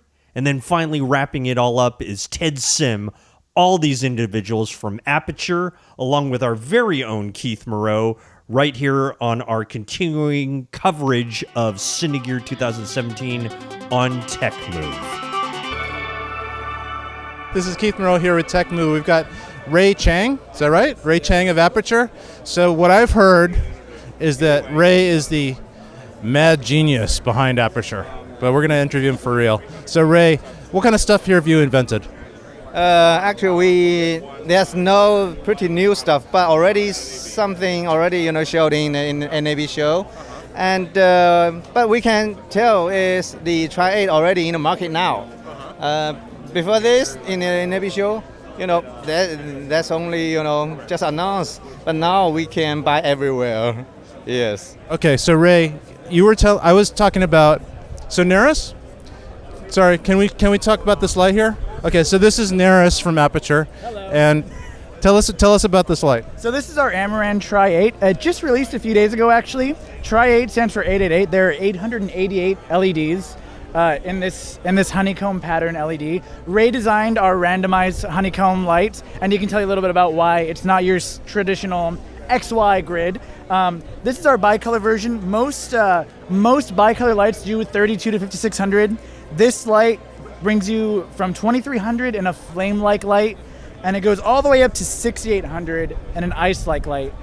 It maintains a TLCI rating of over 97. So it maintains a TLCI rating of over 97. So it'll keep you really, really, really color accurate, really, really bright. It's made out of bulletproof aircraft-grade aluminum. You can literally drop it, beat the crap out of it, and it'll be totally fine. It has a heat sink, no fans, no heat, awesome handlebars, very, very efficient, run and gun. It runs off of Sony MPFs or Anton Bauers or Gold Plate or V-mount, or you can plug it in and charge your Sony MPF batteries in the field, and it'll give you a very accurate battery readout. It's a very cool light. It's my personal favorite light of this whole system. He's laughing at me. I don't care. I love this light. It's the best. I want to drop it. I want to use it as a shield when I go to war. It's the best. So yeah, that's the Amaran Tri-8C. We sold out on our website in like 5 minutes. 800 products. It's still coming out to vendors in a few more weeks, though. But yeah, I love this light. I like you, Ferris. Okay. So apparently Ferris was not interested enough to keep Ray's attention. Okay. Narris, sorry.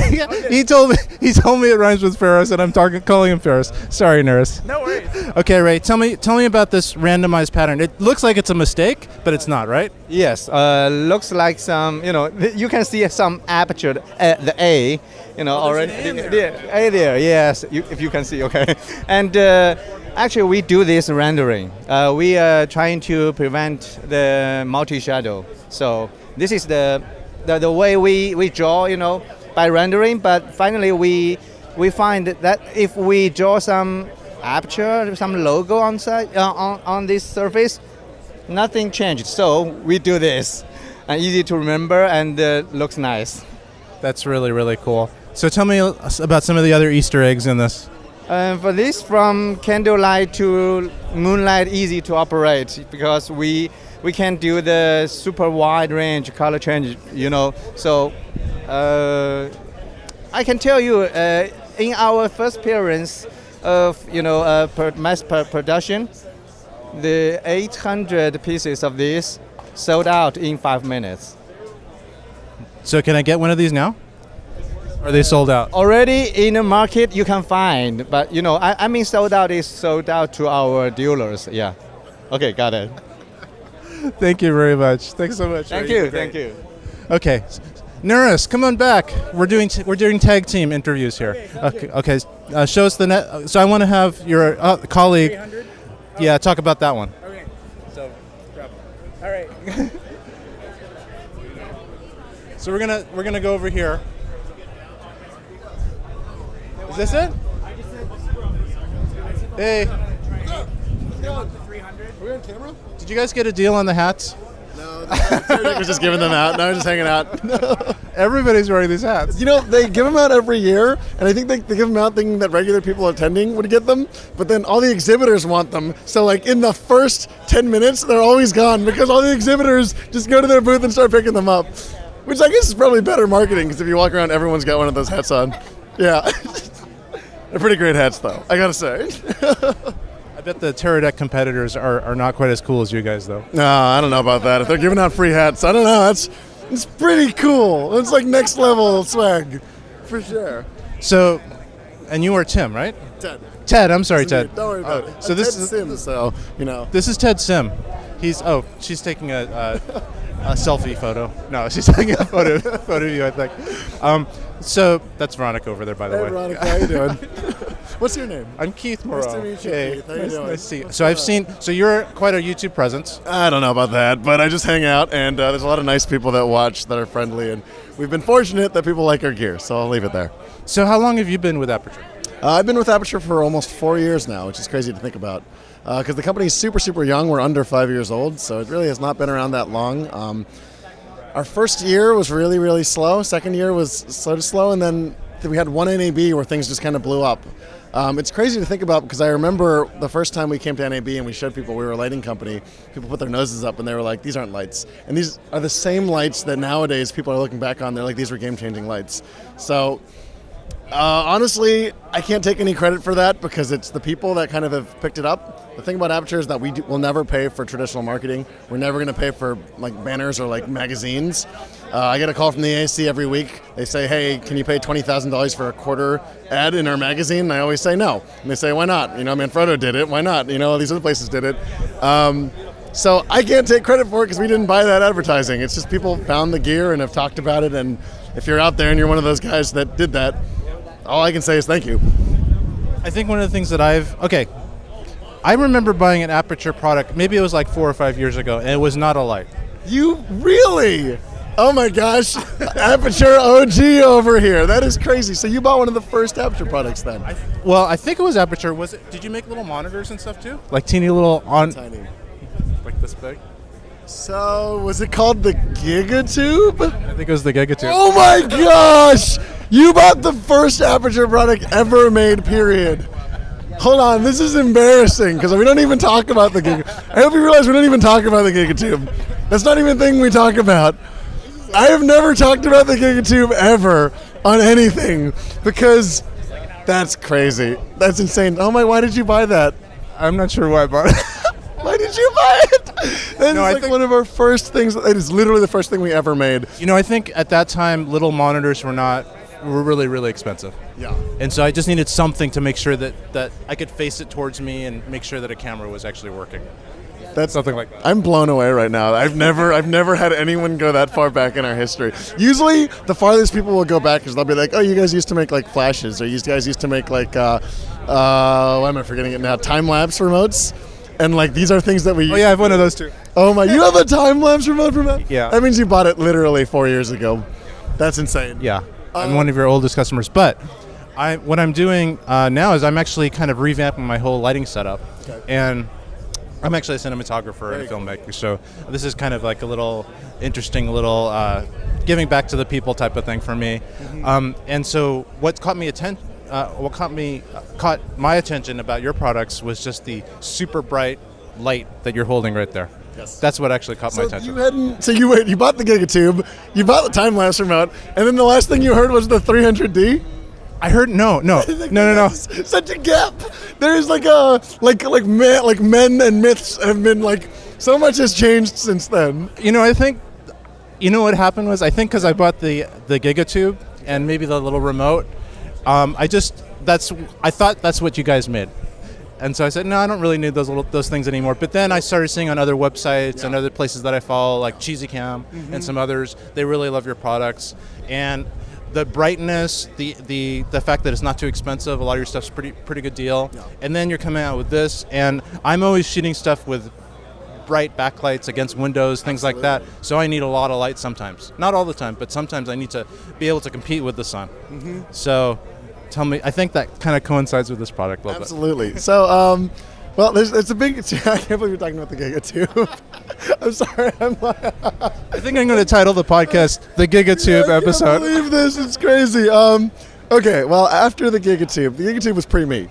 So the Gigatube, pre-me, and then me and there was something before you. Me and the new product. There was something before me, and then me and the new product manager came on together at the same time. So that was big. It was kind of a big brand shift. And that's what is your position there at Aputure? I don't even know anymore. I'm just Aputure dude. I kind of help with the marketing, but I also help with some research for products, and it's just a mix. But mostly the best thing would probably be head of US, but I travel. I don't know. There's not really a good title. But what I'll say when we came on, there was sort of a change, and then we were going to do more video work after that.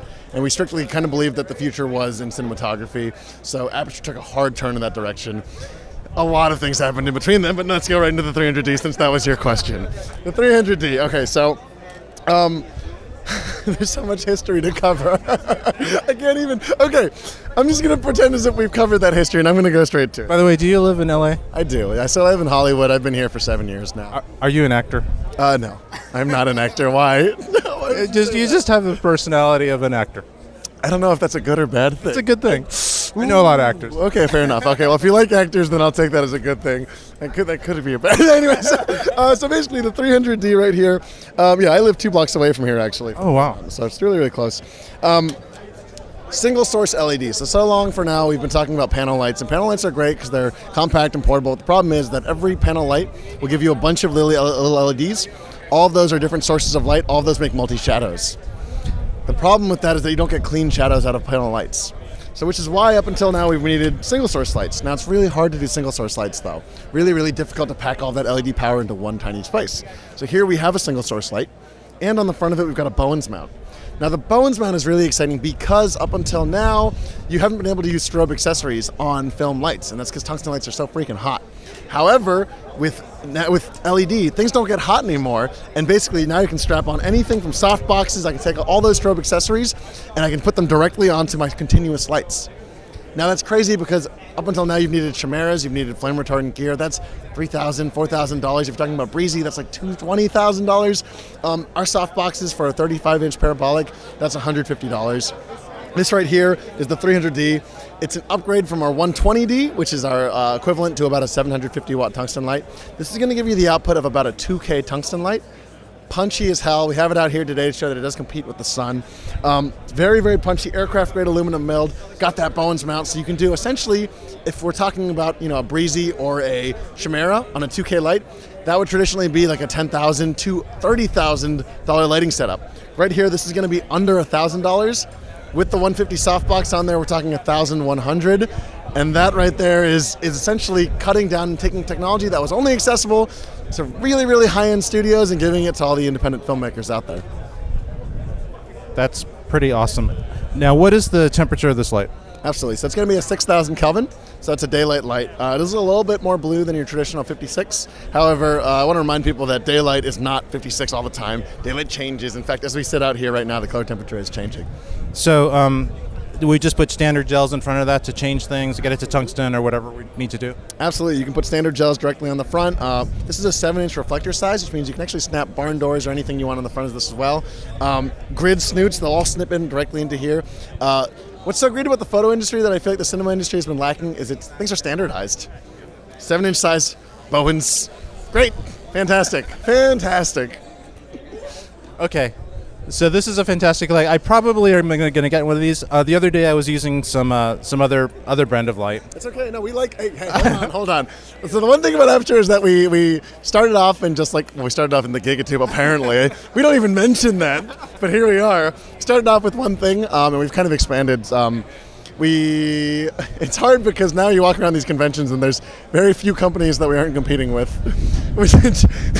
Our ability to make friends with these conventions has dwindled so much. They're all saying you guys are undercutting our profits, I think. Well, here's the thing though, is that I think our model is actually different than most companies. So like, we'll never really be in competition with Mole Richardson. I mean, I think they're considering us competition now.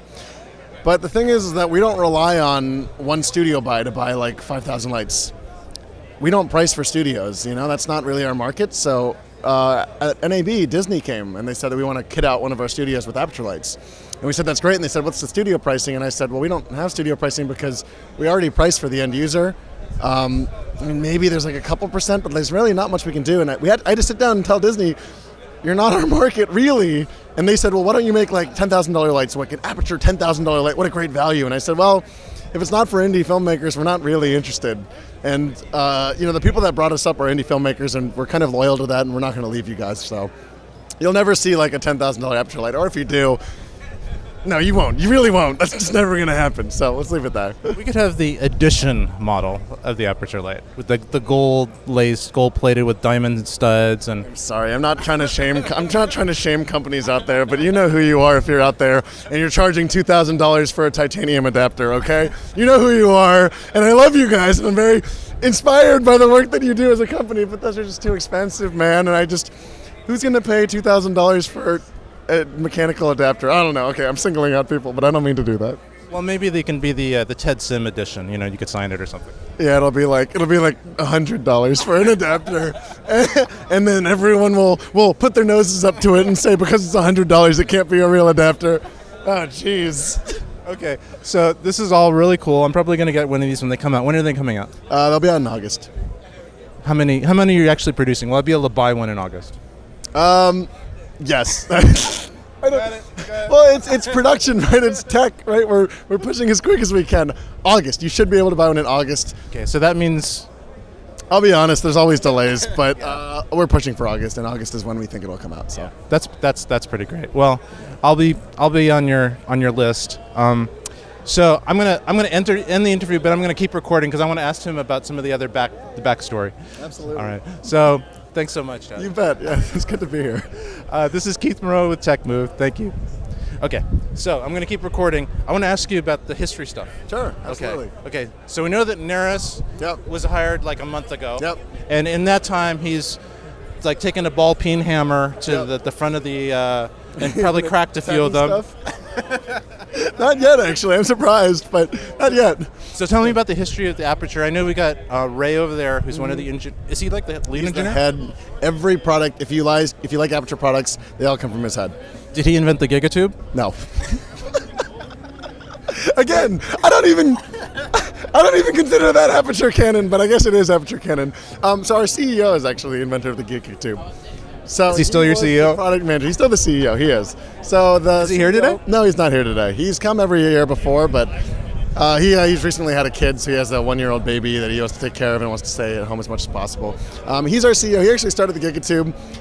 He actually met Ray because Ray was actually doing reviews of Aputure products, early Aputure products, and was saying, these aren't good enough. I think these could be better. And they met up for lunch. So Ray was going, this GigaTube thing, I'm not so sure about this GigaTube We're thing. talking about the GigaTube. No one knows about the GigaTube. I don't even know if I want people to. It's okay. No, you can know about the GigaTube. It's history. You know what I'm gonna do? I'm gonna take my GigaTube out of my drawer. Oh my gosh. And I'm probably gonna have like a little, rotating, little product shot of that at the beginning of this podcast. I've actually only seen a GigaTube once. Me. I have only seen a GigaTube. So you have seen the GigaTube more than I have seen the GigaTube, which is crazy. So they actually met that way, and they talked about products. And the thing about Ray is that he's a crazy genius. I will say this without a shred of doubt in my mind, I legitimately believe that Ray is a genius on some level. He's on some scale somewhere there. He's insane. I don't know a single thing that I've seen this guy pick up that he's bad at.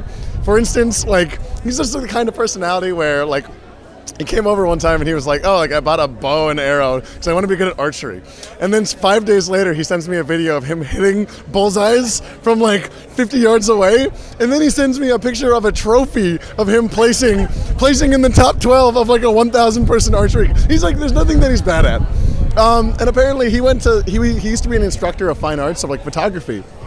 And then he worked at Fuji for a long time as one of their lead colorists, which is why he knows color science so well. So when you see color science, again, so none of this has anything to do with lights, but this guy just being this crazy genius talent, he made these lights and started making things, and he didn't have an engineering background or anything, but he just knows it, and he's just a naturally curious person. And again, I know I'm talking up my coworker, but he's also my friend, and we hang out, and this is how it goes. So then I came on because at the time, I was doing some commercial work. I was working as an independent producer, and I was shooting for this company called Intersection Media. They're kind of a big reality TV place. So I was just sort of an editor-cutter for them, and I was shooting. And at a certain point, I was doing a lot of YouTube work, and one of the YouTube guys that I was working for got offered this random job for Aputure. I had never heard of this company in my life, and it was new, and I met with the CEO, and we met in this empty white office in the middle of nowhere, and he said, I have this idea for this company that just makes gear that's not so freaking expensive. And he was talking about how he thought that was a huge markup. We were talking about scuba diving for some reason. We were talking about how when something is scuba diving gear, it's 10 times the price as if it was just regular gear. So if you get a scuba suit versus a suit, it's just super. So we were talking about how camera gear was the same way, and I was in a place where I was really mad because I'm rambling a lot. You cut me off whenever, by the way. I was talking about, yeah. I was talking about how you're good at basically everything and how you shoot bow and arrows and stuff. Did you bring your bow and arrow with you? What? Did you bring your bow and arrow? It's a secret. So here's one thing actually that's really funny. So we went to a gun range because we're in America, right? So Ray comes to visit, and in America, all my European friends that come too are we want to shoot guns in America. So Ray comes and Ray's like, we want to shoot guns in America. So I'm like, dude, Ray, apparently I should be good at this, right? I'm the American. I don't shoot guns ever. But we go to the gun range, and Ray is incredible. He picks up a Glock 9 and is shooting something 50 meters. Why is he good at everything? I have no idea why. In the meanwhile, I'm sitting here trying to figure out how to. I don't know. Anyways. So you're a producer, YouTube producer, doing your own shooting? Content. So I was doing a lot of YouTube work for a time. I was shooting for a lot of reality places. What did you shoot on? I was shooting on everything, really. I was shooting on this is back on the Red 1 was a thing. So I was shooting on the Red 1 a lot. I still own a Red 1 MX sitting in my closet. Right next to the GigaTube. I don't own a GigaTube.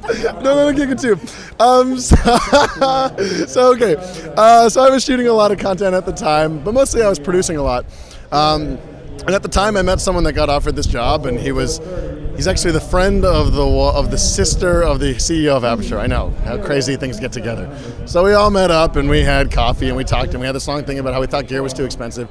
And I was in a place where I was kind of annoyed because I just brought, I'm not going to say the brand name, but I had bought a bicycle handle that screws into the bottom of your DSLR, and I had paid $400 for it, and I was really annoyed because it was a bike handle.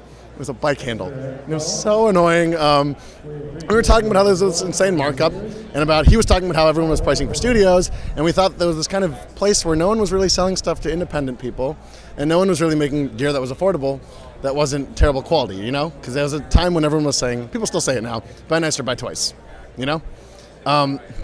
Little do you know that buy nice means pay $20,000 for a softbox. So I just paid like $150 for a little thumb screw. So of course you did, And I remember I dropped one of my first buys was I paid $9,000 for a Manfrotto tripod, and I was like, I remember thinking like this is a good investment, and then I went to bed and I was closing my eyes, and I just woke up and I was like, what kind of moron spends $9,000 on a tripod? What kind of moron pays for this? Anyways, so we started off small, and I just remember we would go to these conventions, and we was putting in a lot of work. Ian showed up, who's the CEO, and he kind of just left the keys, and he just left and was like, if this was your company, what would you do?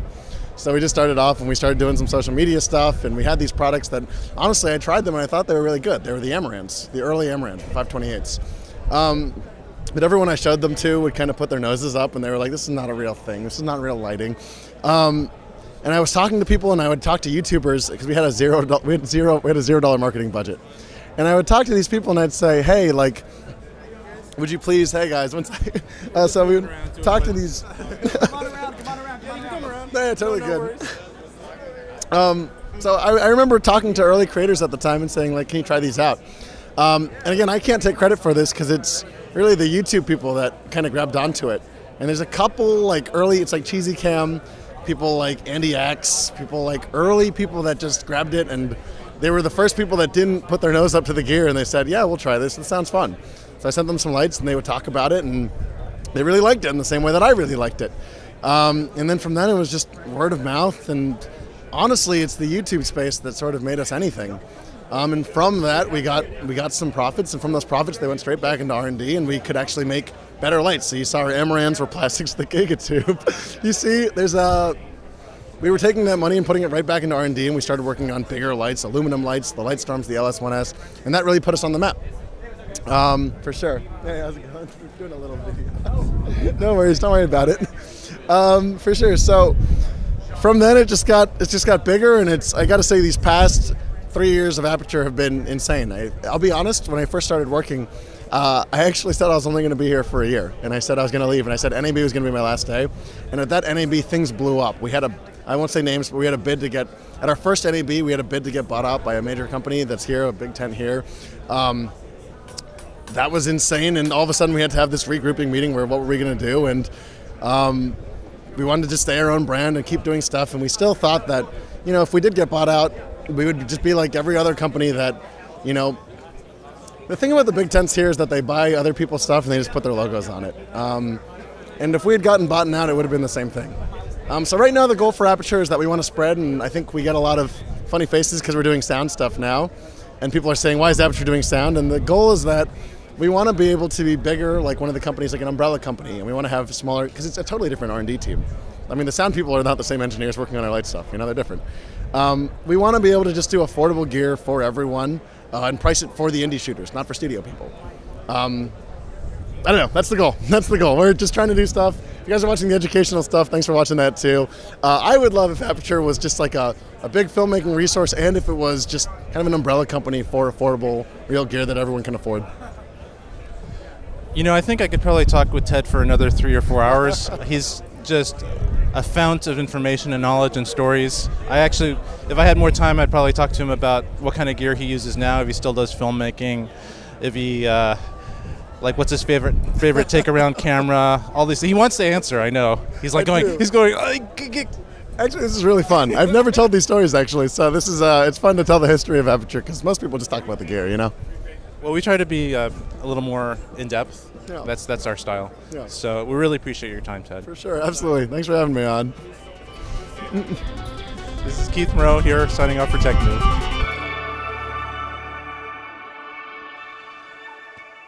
Well, that's the folks from Aputure. That's Ray Chang, Narris Nassari, and Ted Sim. And, of course, our very own Keith Moreau right here on our continuing coverage of Cinegear 2017. Hey, Keith, Aputure, they have some pretty nice stuff. I mean, I'm on the website right now, and plenty of gear there. I do find that Tri-8 light to be a very interesting pattern. I'd like your comments on that. So actually, that was something that I kind of bugged me about their lights, and I didn't really know why the pattern on the lights look kind of random. Yeah, because normally you see, like with most LCDs, you just see the very even grid of LCDs all in a row, nicely lined up, like little soldiers.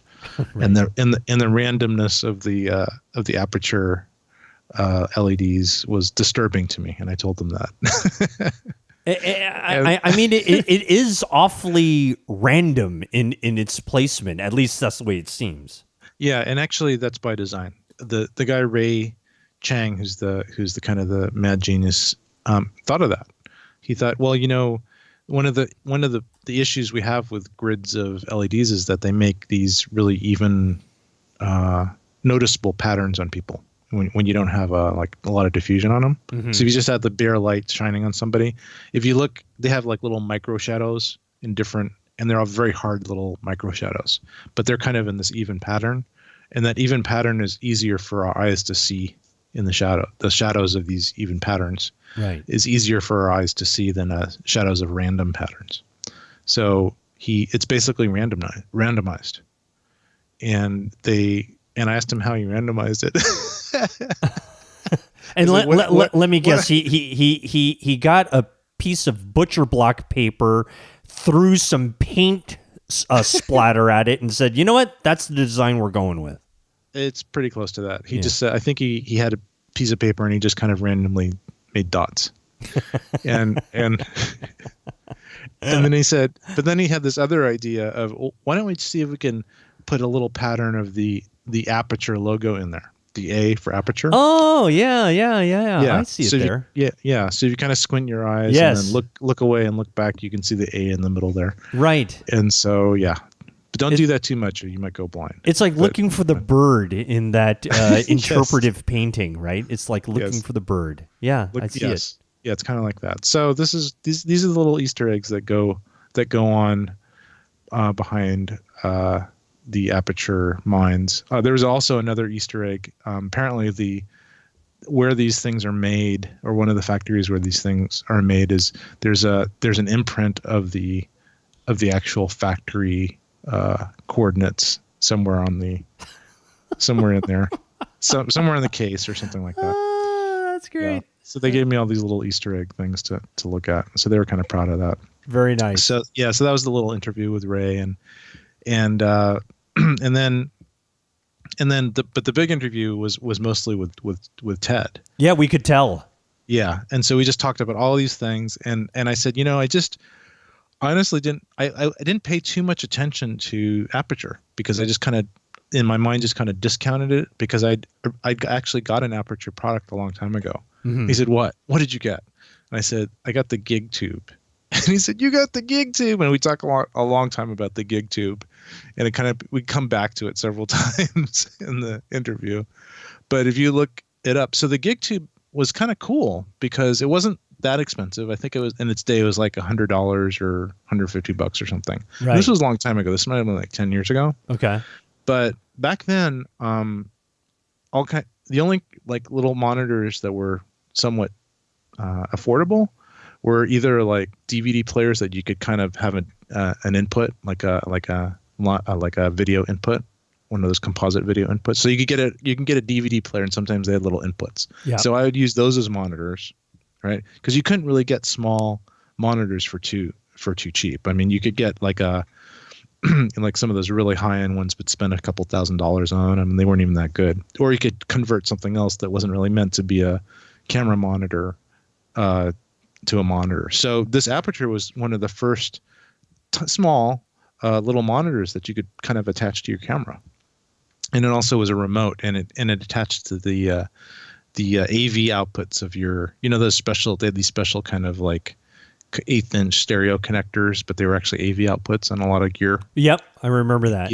Yeah. So it had one of those plugs, and you could plug it in, and it had a little kind of rotatable screen. So it's kind of like for selfies or for having something where you weren't right behind the camera, because back in those days there were no flip out LCDs that could swivel, and in fact a lot of the Canons are still like that. A lot of the high-end Canons, they just have this flat back. So if you want to see what's going on the camera, you can't really unless you're behind the camera. So if you're to the side of the camera, in front of the camera, you can't tell what's going on. So I would say, looking at a picture of this is essentially just the first affordable small monitor, onboard monitor that you could buy. Yeah. It was like a movable, teeny little monitor. 2.5 inches. That's pretty small in comparison to what we've got nowadays, right? Yeah. So I used it a bit. I used it a bit for little monitoring situations where I needed to be like 2 or 3 camera situations where I really needed to see what was going on that other monitor. It was a little far away. So, but I didn't use it a whole lot. But that was like one of Aputure's first products, and I think they wanted to forget about it. But I wouldn't let them. I wouldn't let Ted forget about it. That's great. That actually came out before Ted got on board. So it was more of a historical thing for him, but it's legendary apparently. Do you think they sold a lot of those gig tubes? I don't know. I mean, it's still available, which is kind of amazing right now. It looks like it's still available for about $50. That's pretty good. I'd sell mine for $40. It's in some drawer somewhere. Right. That's but great. So that's the famous or infamous gig tube, and then but the main things that they're doing now is just amazing, somewhat affordable LED lights. The one light that I was super excited about was the LS 300, which is like a 2K single spot LED light. So it's kind of taking the place of a 2K fixture, but it's LED. So it's got much lower power requirements. It's like 300 watts or something like that. And it's super bright, super accurate. It's got a Bones mount, which is a really industry standard kind of bayonet type mount that you can mount others. There's a lot of things that are designed with this bayonet mount. And so you can just really easily just attach it to different things. And it's fairly small and lightweight and not too hot, which is one of the issues. Like, I don't know if you ever experienced a 2K light, but it's just like, you can fry an egg on the top of it after about a half hour, right? Yeah, you have to let them cool down. They're super hot. You can't really touch them with your fingers. You have to touch them with if you want to touch the bulb, you have to touch it with like tissue paper. Like, you can't put grease on the bulb or it'll just like fry the. Oh, it's one of those. Yeah, one of those. Yeah, but now with these LEDs, they're much lower power. You don't have to have a special circuit to run them if you're doing like a residential shoot or something. And yeah, and this is like the most powerful and fairly inexpensive light of this category to come out. So, now, correct me if I'm wrong, that is not out yet.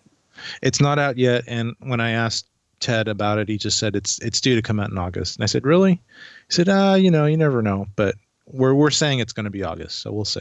Yeah. We'll see. It's not August yet as of this recording, but we're close. And that's the LS C300, you said?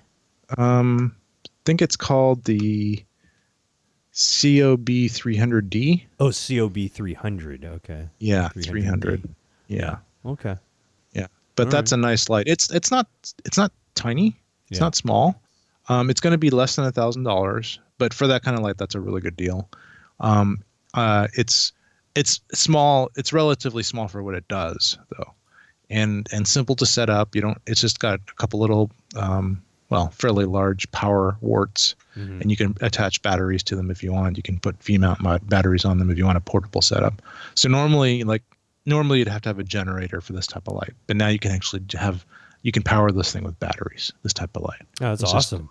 Yeah. So I think it's revolutionary. Hopefully they can come out with it soon, and I probably will get one because having a nice bright light like that in your arsenal that's simple, fairly compact is pretty cool.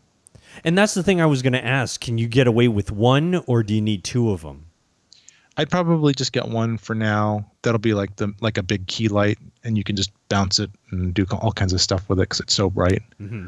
I'd probably get a Bones mount softbox for it.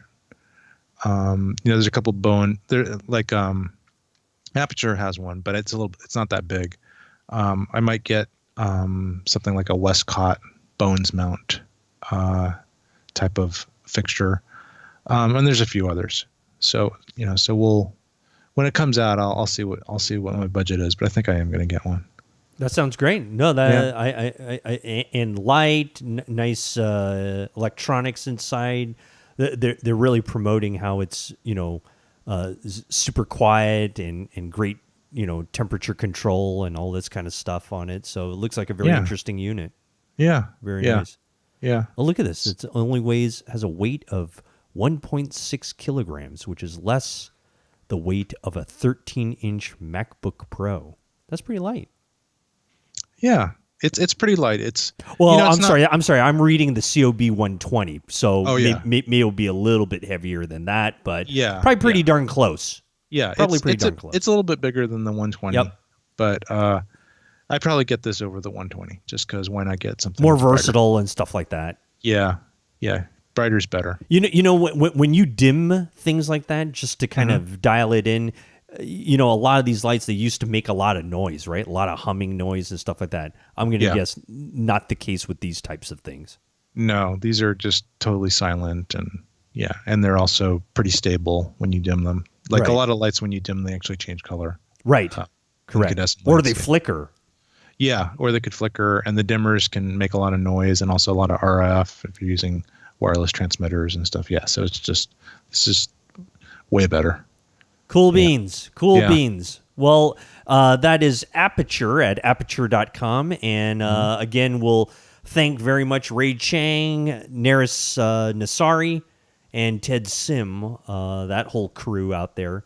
Thank you very much for all that great information they were able to provide and all the time that you gave to Keith. Keith, you did another great interview there, so thank you very much. Thanks, Rod. All right, fantastic. We'll take a quick break. We'll come right back with more of this Cinegear 2017 coverage right here on TechMove.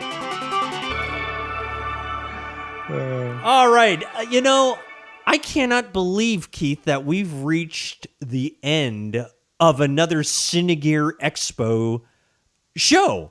I mean, it just seems like a few weeks ago we had recorded our last Cinegear show. And you know what? In reality, maybe it was. But nonetheless, Cinegear Expo 2017 in the books. And as we close out the show, let me get your overall kind of summary of what you got out of the thing. What did you like? What did you didn't like? And all this kind of good stuff. You didn't like anything. I don't think I disliked anything. Was it pretty cool? Was it? It's really cool. You should go one time. Yeah. You should come down and just check it out. I think it'll be like being in being like at Home Depot. It's better than being at Home Depot.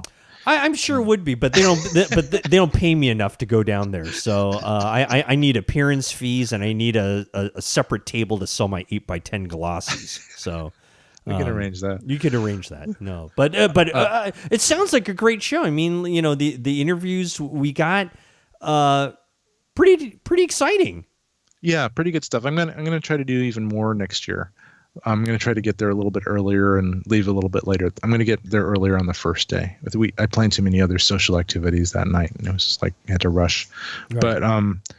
But it's just really cool to kind of see all this neat cinematography stuff and also just kind of brush elbows with a lot of the Hollywood cinematographers too, which is pretty cool.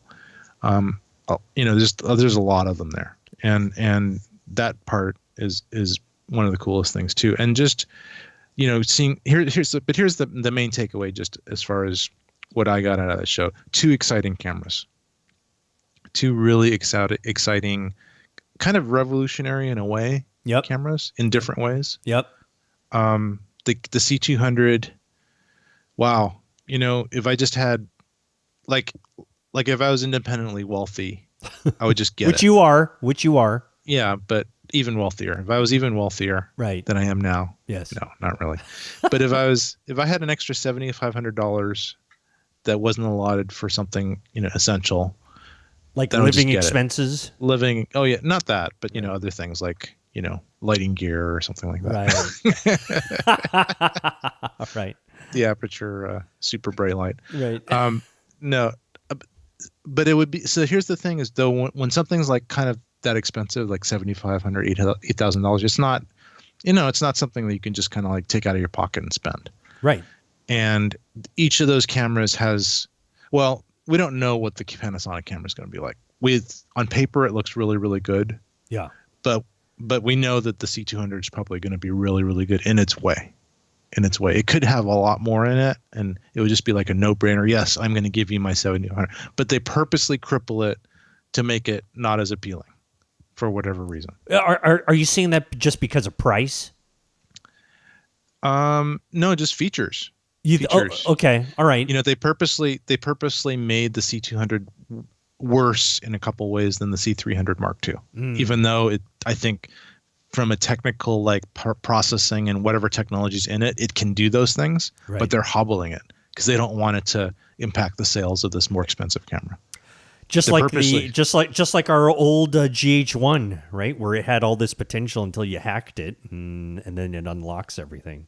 Yeah, it's kind of like that, but I think Panasonic didn't hobble the GH1 on purpose. I think they just wanted to go with industry standards, and they didn't want to do weird stuff with it. Correct. But the problem is with with companies that have all these different cameras at different price points, they sometimes the lower camera is more technologically advanced because it's just newer. Like they've advanced, the chips are better, and different things that they're doing in the camera are better. They can't unlock the potential of that camera. It'll just destroy their upper end cameras.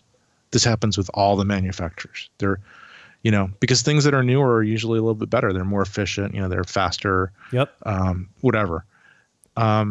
So that part kind of bugs me because just like if they just made the C200 have fast access SDHC cards, like SDHC slots, like the Panasonic EVA1, it would be like a no-brainer. And then have all the high, the 400 megabit codec onto those SD card slots, like the EVA1. No brainer. I'm putting down the 7500 right now, and you would have so many people buying that camera, and the EVA1 would just be like a memory, before it even comes out. Yeah, nobody would even buy that camera. No offense, Panasonic, but nobody would buy that camera. They would get the Canon. Right. Because the Canon's like this proven technology, and they're really good cameras. Yep. And they're solid, and they look good. And when you bring one on set, people go, wow, but people aren't going to necessarily say the same thing if you bring the EVA1 on the set, even though it might be a really superb camera. Anyway, and then the autofocus for one-man band, the C200's awesome. That getting with a large sensor camera, nailing focus is not easy. And this can nail focus and track it so well. Way better than any other cinema camera out there, way better. And you're not going to have that from the EVA1. So that's, another thing. But EVA1 has some good points too. It could also have a really superb image. It's possible. So we'll have to wait and see. But take away from that show, 2 superb cameras that are going to change the industry. And they're really going to battle it out for the next few months here, aren't they? I mean, it's really going to cause a lot of folks like yourself to really have to consider, once it gets out there in the wild and people start using it and we get to see some of that footage, I wouldn't be surprised if you're in our upcoming episodes, you're going to talk about how you're having one or the other. Yeah, it's definitely consideration. I mean, the C200 now makes sense in a lot of ways as a FS5 replacement. But you know what? I have a feeling that Sony's going to release an FS5 too. Or they're going to update it in ways. Probably an FS5 too. I have a feeling they're going to do that because they just lowered the price on the FS5 and the FS7. And I feel that that's in anticipation. Usually companies will lower the prices dramatically in anticipation of a release, but they won't say they're releasing something. Right. So that's happening too. So maybe there's going to be an FS5 that has better low light, that has a nicer image than the current one, but has all the amazing conveniences that the FS5 has now, like maybe a higher internal codec, something that does 10-bit internally, something that does 4:2 color internally on the 4K. Maybe that's coming out too. So maybe we'll have a third player in this space. But basically right now, the Canon's going to come out in August sometime, hopefully. The EVA1 is probably not going to come out till like November. So there's like a 3-month gap, but a lot of people are not going to buy the Canon until the EVA comes out and gets tested. Oh, that'll be very interesting. Yeah. So Canon is probably going, darn that Panasonic. Because a lot of people are just going to hold off. Right. Probably me. I mean, I was when I saw the C200 before I saw the EVA and thought about the EVA, I was saying, I think I have to have this camera. But now that I've seen the EVA, I'm saying, yeah, I think I could wait a few months.